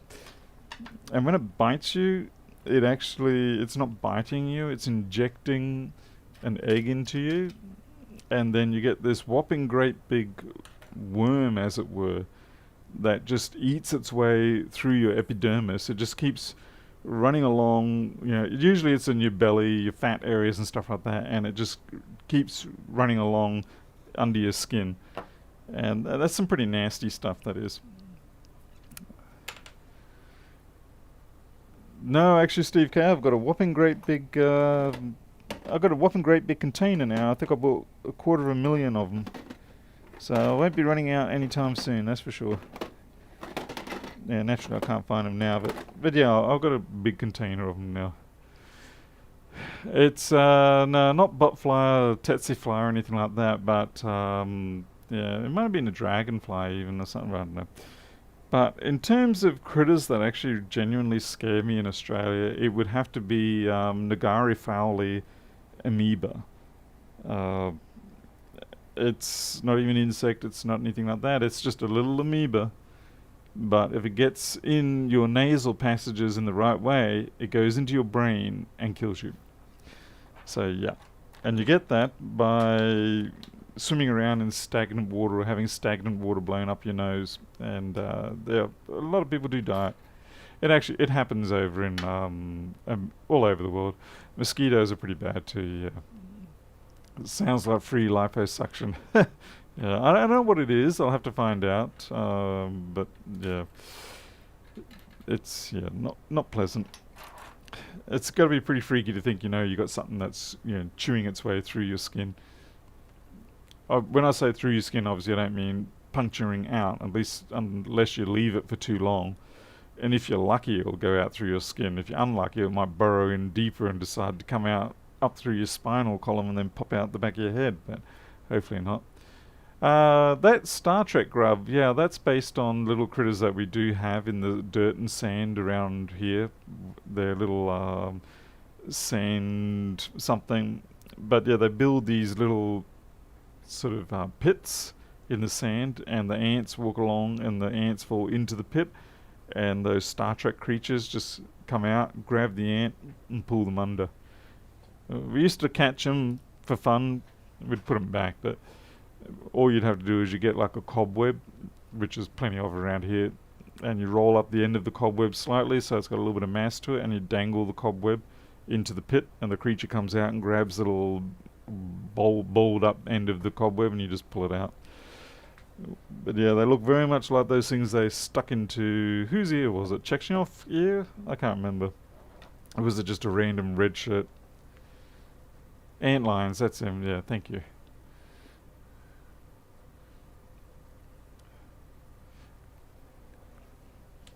Okay. One creature that does give me the heebie-jeebies is not an insect, it's a centipede. We get them around here, and they grow to around about a foot long, or 12 inches, 30 centimeters, something like that. And they don't try to attack you or anything like that unless you're actually going to grab them or try to inhibit them. Then they're going to defend themselves like anything. But for some reason, just when they're this big and you see them crawling along the ground and all that, it gives me the heebie-jeebies. But I still go and film them whenever I see them. A-track spider can kill within 15 minutes. I don't know what an A-track spider is. It was Chekhov's ear? Okay, cool. Yeah. I'm pretty sure I got a video of the of one I did manage to get. Let me see if I can find it. La la la la la.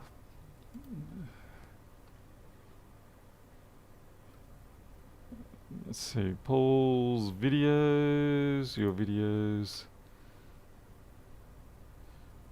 But yeah, I remember that in Wrath of Khan. So that was pretty amusing. Not. Centipede.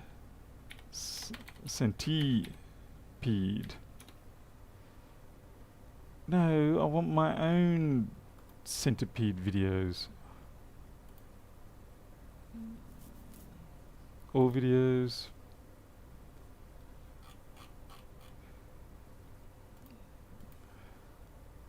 David, Atrax's funnel web. Ah, right.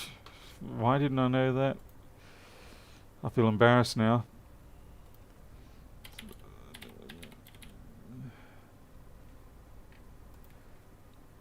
That's strange. I can only find my recent one, and it wasn't a big one. It was only about 10 centimeters in length.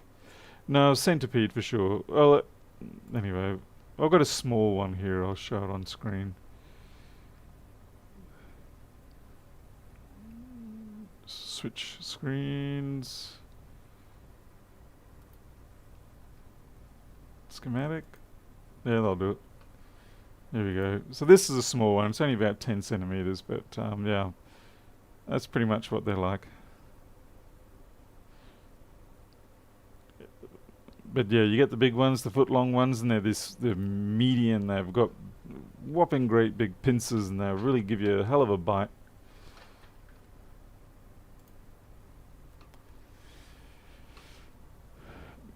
Yeah, I'm not so... Yeah, they should be all over the world.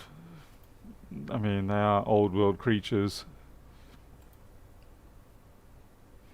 I'm definitely not a Star Trek nerd, I can assure you of that.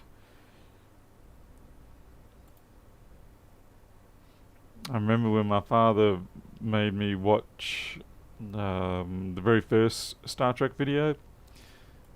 And I mean, at that time, of course, being at that age, I think I was probably a 7 or 8. Star Wars was the more interesting movies. And he says, come and watch this Star Trek. And I'm like, man, this is so boring. As well as a kid that age can express. I did watch it to the end. But it was like, they're not shooting enough. They're not... Yeah, anyway, kids.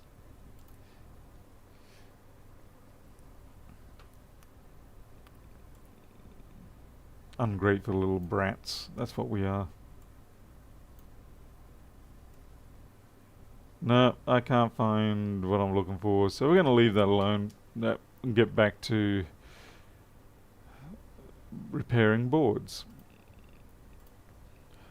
What's that? Meerkats chew on millipedes for a good high. Really? Must be a particular type of millipede, I guess. Okay, there's flux all over that, which means I probably stole something off that. So that's a bad start. You can go on the donor board one way or another. Ow, ow. African giant millipede, okay. Alright, let's see what's going on with this. We are now back into the box of boards. The magic box of boards. And we are going to see if we can conjure some success on some 3115s. Warren, no worries. Enjoy your work. Hopefully you are more successful than I was tonight. You too, John Finn. Wayne Taylor's missing tonight. Now that we're talking about Waynes and Warrens. The W people.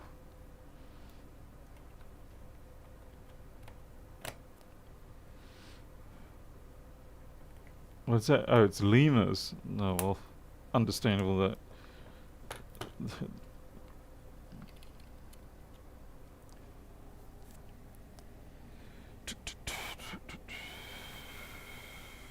Oh, MagSafe 1.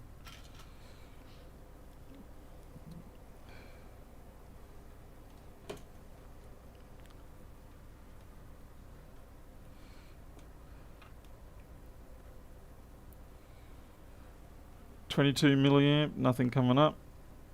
Yeah, that's almost promising. 20 milliamp. Let's try flip it around, see if it makes any difference. Alright, now we've got something. 1 amp.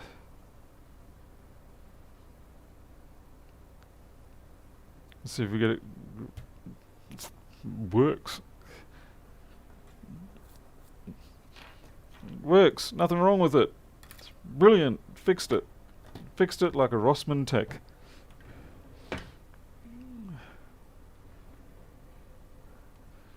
Alexi, no. We don't give away free flipping degrees like that. You got to pay money for it.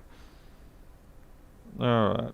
So it works, so maybe it's just one aspect, like, you know, that current sensor's a bit dodgy there. Funnily enough, that one is too. Okay, there must be a flux thing or something, because you can't have them all showing that weirdness there. So we've got the usual, yeah, corrosion crap. Clock circuit's gone to cactus, so it's probably going to be an intermittent thing. I'd say we can clean up the clock circuit and this one should be just fine. I better reserve those words though, because I'll probably flip it over and go, well, nope, nope, nope, this one's on death's door. Rossmann qualified 10-minute textile.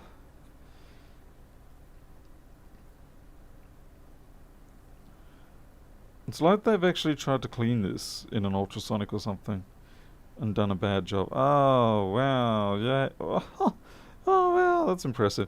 Okay, there'll be no backlight on this one. Yep. Very much no backlight on that. It'll be like Scotty. Captain, there's no power. I keep turning it on, but there's no power, and I'm not gonna do his Scottish accent because I'll actually end up turning it into an Indian accent.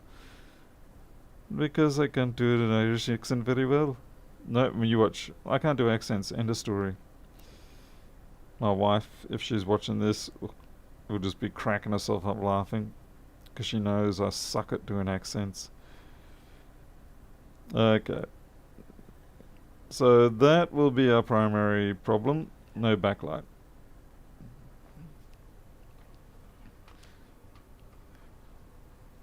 Damn it, Jim. I'm a computer, not a submarine. Sorry, when I hear that damn it Jim thing, I just think of the IT crowd Douglas court appearance video with the Star Trek little mini video he created.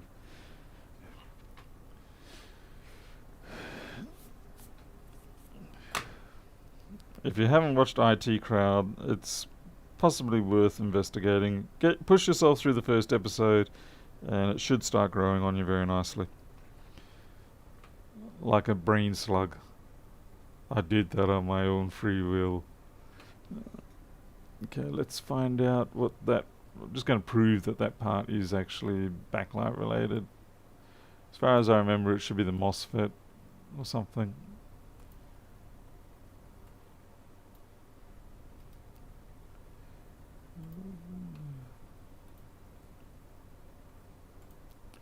And we'll send this to Pedro, along with his working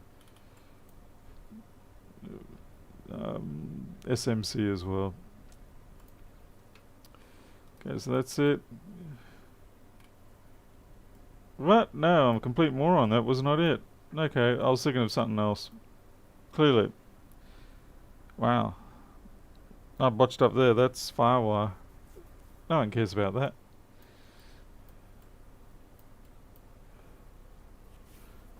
Did you see that ludicrous display last night? Yeah. Arsenal, always trying to walk it in. Yeah, I'm not even going to try that. I'm going to get Cockney neck. Okay, so we're back to it probably being the clock circuit that's intermittent. We'll still clean up that Firewire section. It looks a bit like it did catch on fire.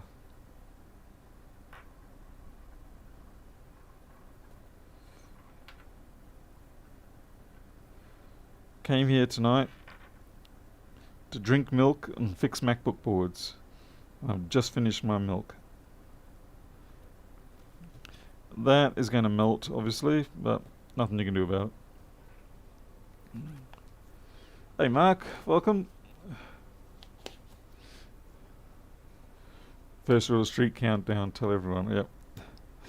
Glad to see that we have a good number of people who know IT Crowd.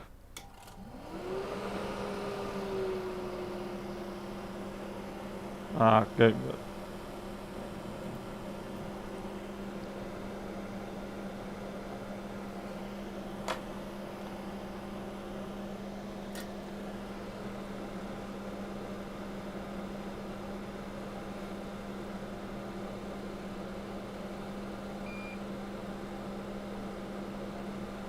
I gotta say, of all the episodes of RT Crowd, the Internet Gen one is my favourite, and I think most people's favourite.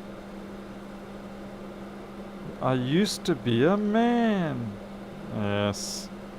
Some marvellous coming together of all sorts of things in that one.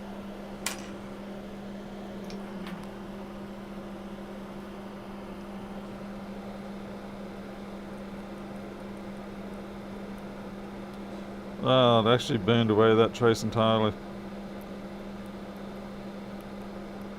So it has to go from that resistor instead.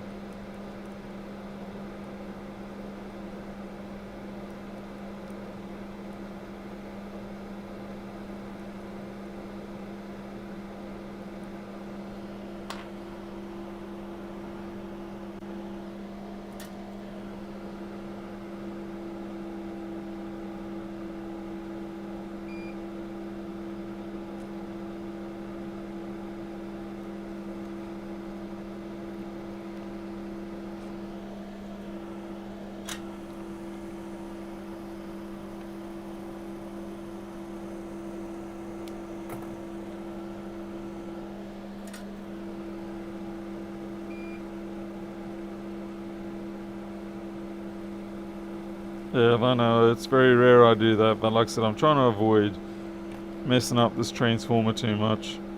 I just want to clean up that point. That actually does look a bit messed up, to be honest.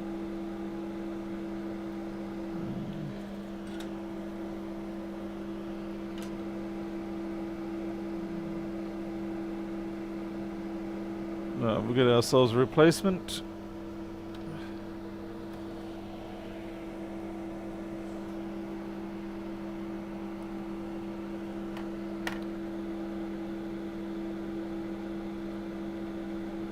Then we'll hot air this one.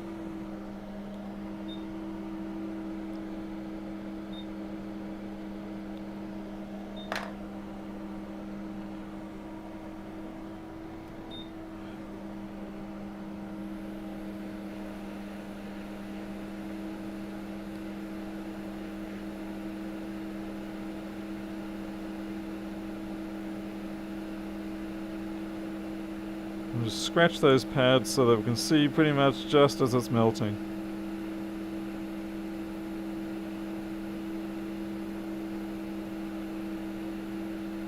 There we go. Oh, we didn't even destroy the transformer. I'm actually shocked. I don't think I've ever managed to willingly not destroy that. In the past, most of the times it's like you go near it with hot air and it's like, I'm dead. Yeah, thanks buddy.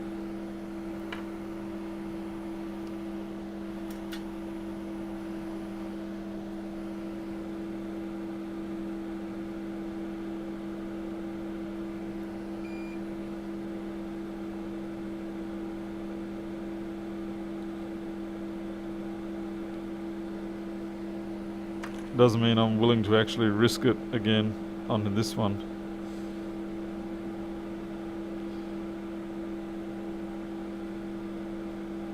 Let's just rely on surface tension to save us from actually having to do a good job of soldering.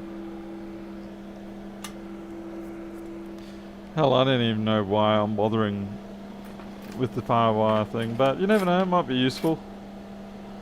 Someone might need it.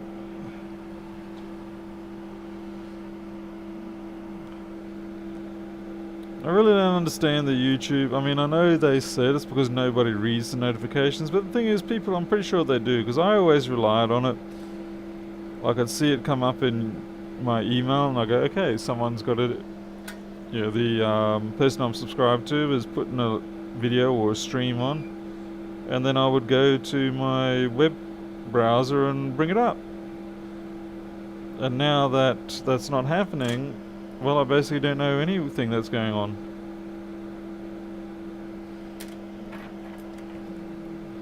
So I'm back to normal, knowing nothing.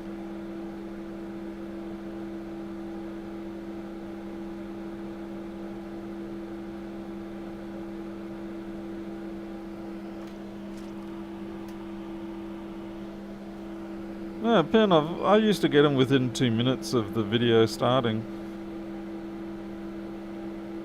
I guess it depends on who your provider is. Certainly if you were with Gmail, it should have come through pretty quick. Third-party email providers, I can imagine, yes, it could take a bit longer. Particularly if they do things like grey listing or, just verification, stuff like that. So that's fixed up there. Let's go deal with the clock section. Hey, how's the moth? But yeah, for me, 2 minutes from the time that it goes live is good enough.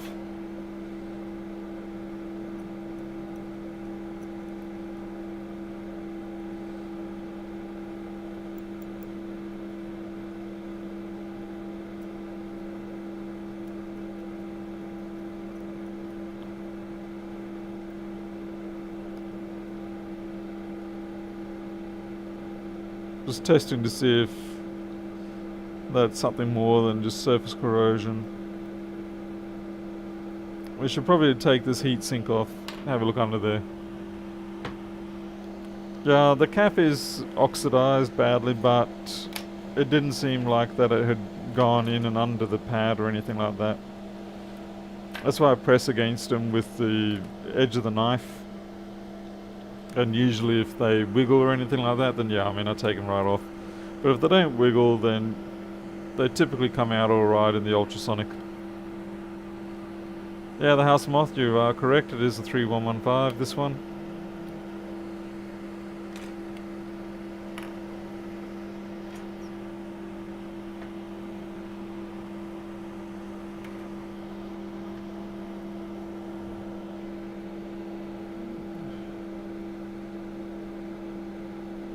Looks like the usual low-level trash. It is a little messier than I like, but I'm pretty sure the ultrasonic will get that.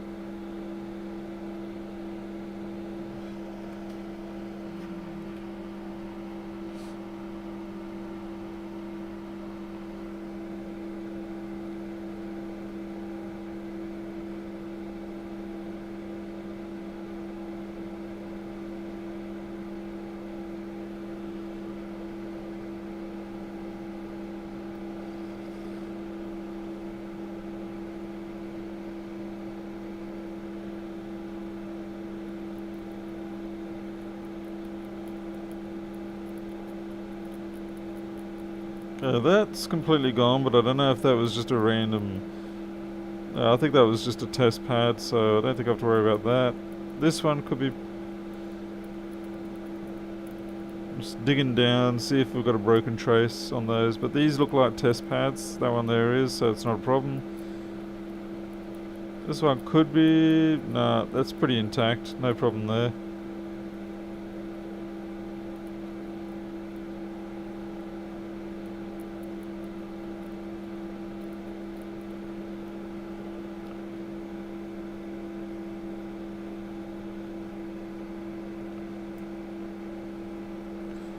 I wonder if this board simply was in because of bad firewire.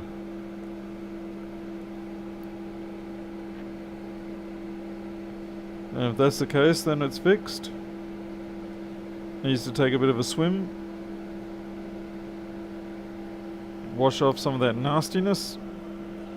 And it should be good to go.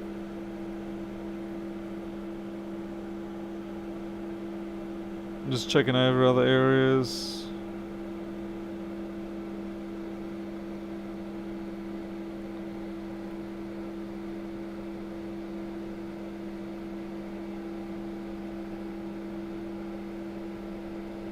I am liking my half tweezer pointer now.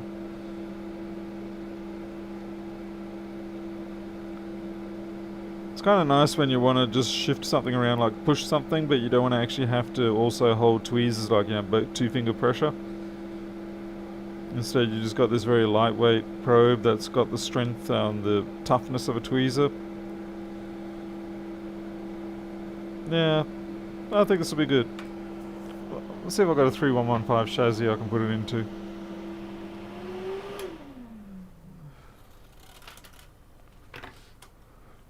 What is up in there? I'm gonna have to pull that out and have a look later. Eventually, one day. Far into the future. Okay, so we want a 3115 chassis. Normally I've got that marked out somewhere in a special place, so I can always find it in a hurry. But yeah, we know what special places really mean. It means nothing at all. So, U3115? Yeah. I have no idea. Why don't I mark these with, if they're what they are?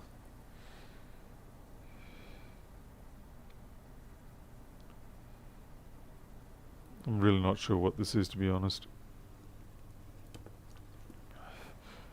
If it is a 3115 chassis, then I better put pen to it. There you go, Pernov. Tell me if that's 3115.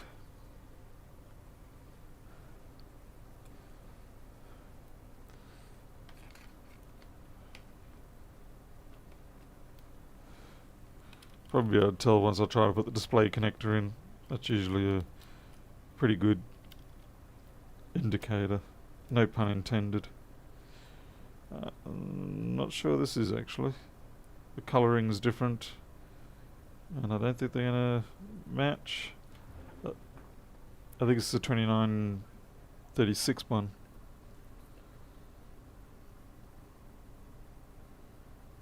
Yeah, they're not going to... Okay, so that's not 3115. I'm guessing this is a 2936 board, chassis.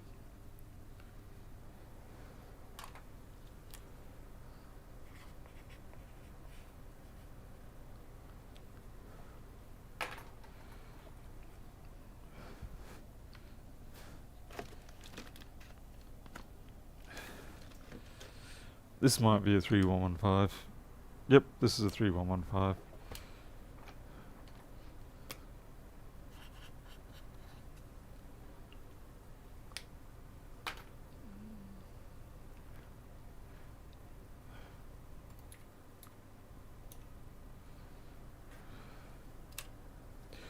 The main difference, what I was thinking before when I was looking at the other one, is the style of the screen connector. The 3115s have the wire clasped lock, whereas the earlier ones have that sort of pressed metal, rectangular pressed metal. So that's why I was thinking it's probably not a 3115. And I got lucky. There's probably other key ways of telling, but that was the way I was sort of at least telling me this is not the board chassis that you're looking for.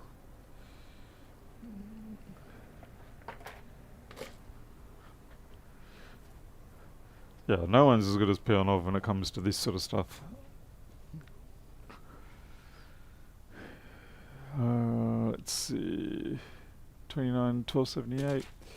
And you know, I am thankful for that, because quite frankly, one of the most annoying things at times when you do get really good at stuff is when there's no one else to even help you.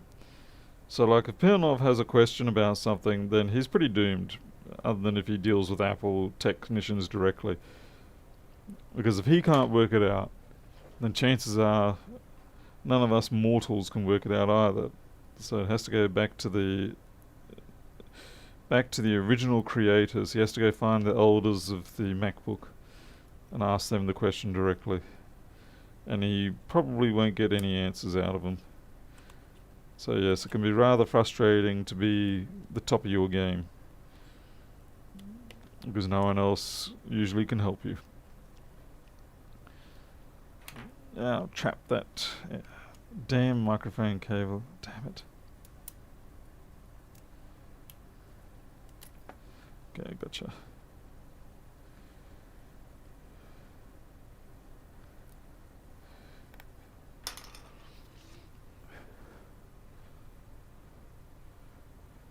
Yeah, the LCD connector you have to shave down a little bit to get to fit into 3115. But yeah, I just go by the fact that 3115 has the wire lock clasp, whereas the 2936 has the, or the earlier ones, has the rectangular press metal clasp. And then the even earlier ones have the cable that comes in perpendicular rather than at the angle that these ones come in. That's how I usually do my differentiation, because it's pretty hard for you guys to determine that when you're not able to get the full view of the equipment that I'm working with. Okay, why this? Oh no, it's alright. It just looked bigger than I thought when I was trying to put it in. I thought there's no way that's going to fit, and it did.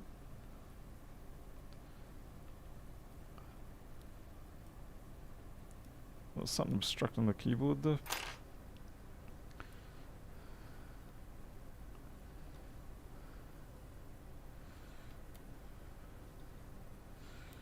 Camera's actually supposed to go underneath the speaker, I think, but I think we'll accept that for now.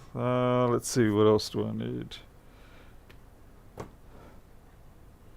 Guess who didn't put a heatsink on the board? Me.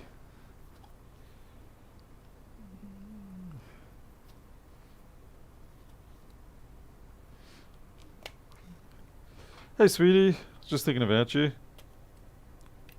Not sure why exactly, but it doesn't matter. I was still thinking about you. Anything happening? The cat video was good. I shared that here by holding my phone with it while it was playing. It actually worked out alright.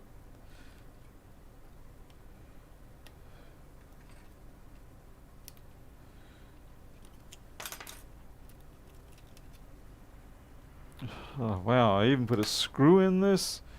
I went all out for no good reason.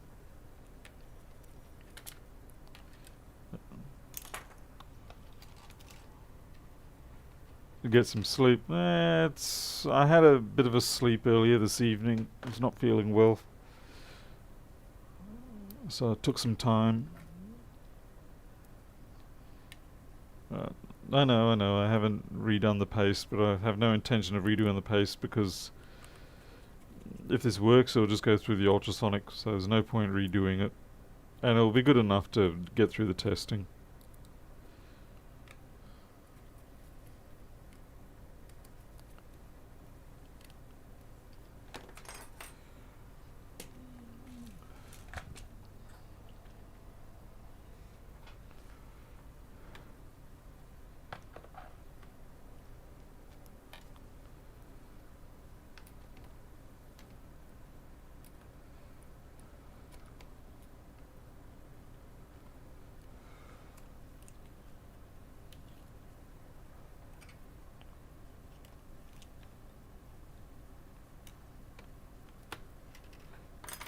Right, let's try to reconnect all that stuff again.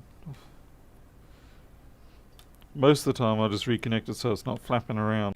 Can I get a fan? I know it's not necessary, but I would like to have a fan, please.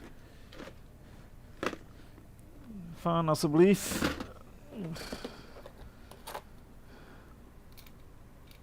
Ah, lucky guess.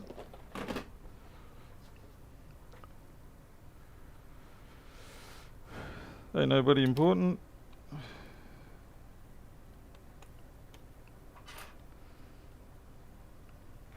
Okay. Plug in our boot stick, which will also hold the circuit board in.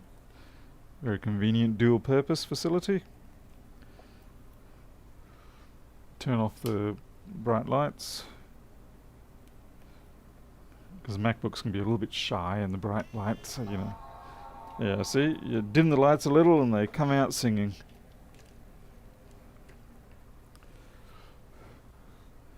Except the fan just stopped working. That's hilarious. Or maybe I've got the wrong fan in there after all.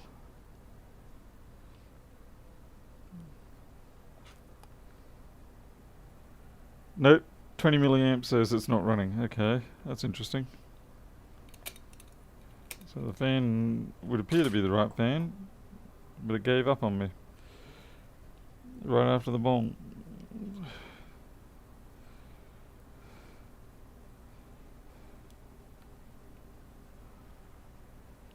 Back to 22, eh?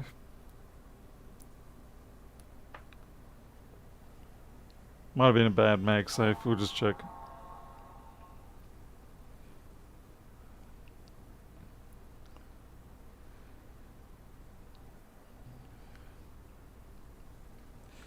It's probably going to take a while to boot because I didn't hold down the option key to get it to bring up the boot devices, but we'll see how we go. No, it was not the fan in this case. It is the right fan, it was just the MagSafe was being silly. It just sort of twitched off a little bit.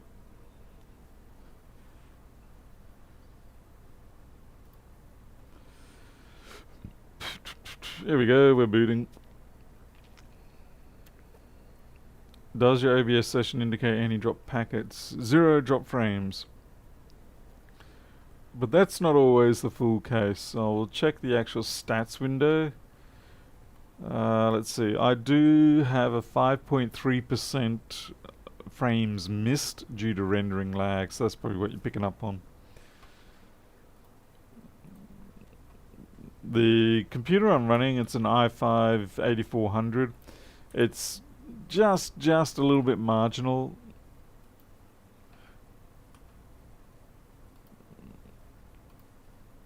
And so sometimes if I push it a little bit too far, it will start dropping frames in the encoding.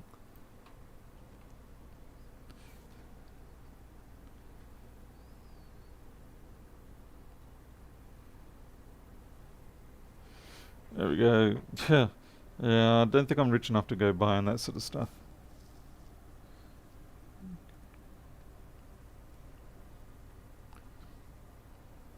So we'll move this.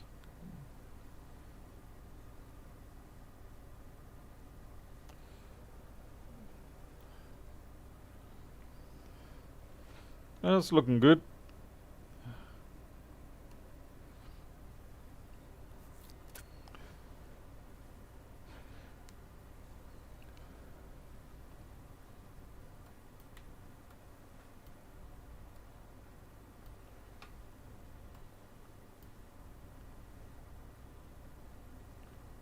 Yeah, I don't know why. Every now and then it just drops down to about 12 frames per second. Okay, FaceTime's taking a while to come up.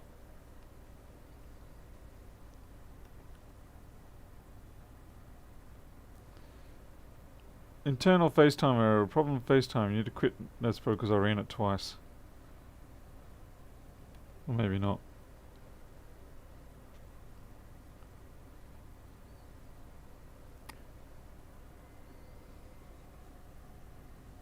Well, seems alright. Okay.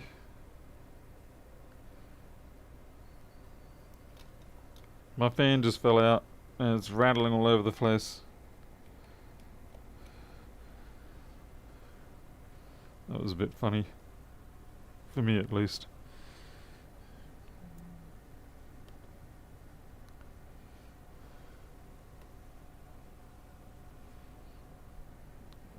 It's probably having a bit of a crappy run at the moment because it doesn't even have a battery plugged in, but it seems to be going alright.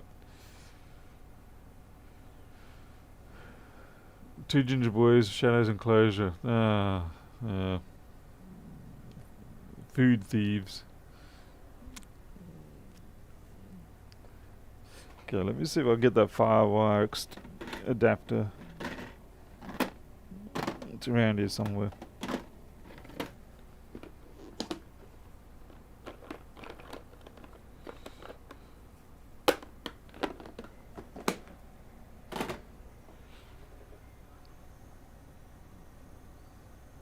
It's definitely running slow.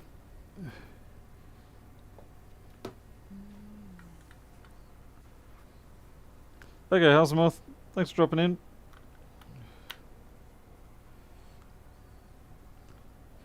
Yeah, it's funny you should mention decapitating or taking fingers off. When my previous car that I had, we had a problem where I'm trying to think what it was. Sometimes the fan for the air conditioning and all that, that was actually on the inside of the car, the interior section. We'd sometimes have issues with it. And for whatever stupid reason that I don't know what I was thinking, I was in a bit of a hurry or something, and I thought there might have been a blockage in there. And so I just stuck my hand up under the passenger footwell area into where I knew that the blower fan was. But the trouble is the damn thing was running, and it's a squirrel cage fan. Squirrel cage? Yeah, it's one of those rotating basket fans. And sure enough, it's running like crazy, and I stick my hand up in there, and yeah, well, you can imagine what happened. It wasn't all that nice. Fortunately, it wasn't so bad that I had to go to the medical run again, but it was a bit of a shocker. So yeah, do not put your hand into dark holes with spinning fans. Okay, so I've plugged up the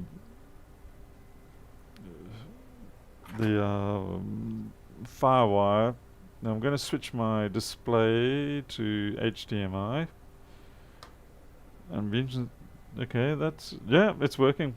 Okay, it's just switched over. So I can now quit the application. Cool. I should switch back now. Yep, there we go. Alright, fixed. Yeah, Russell and I was definitely berating myself for that one, because that was one of those genuinely I'm a moron Darwin type moments. I think it was just because I was flustered.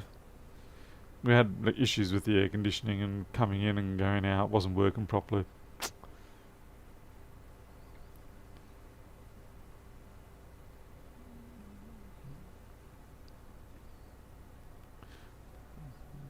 Alright, shut down. Okay, so I think that's that.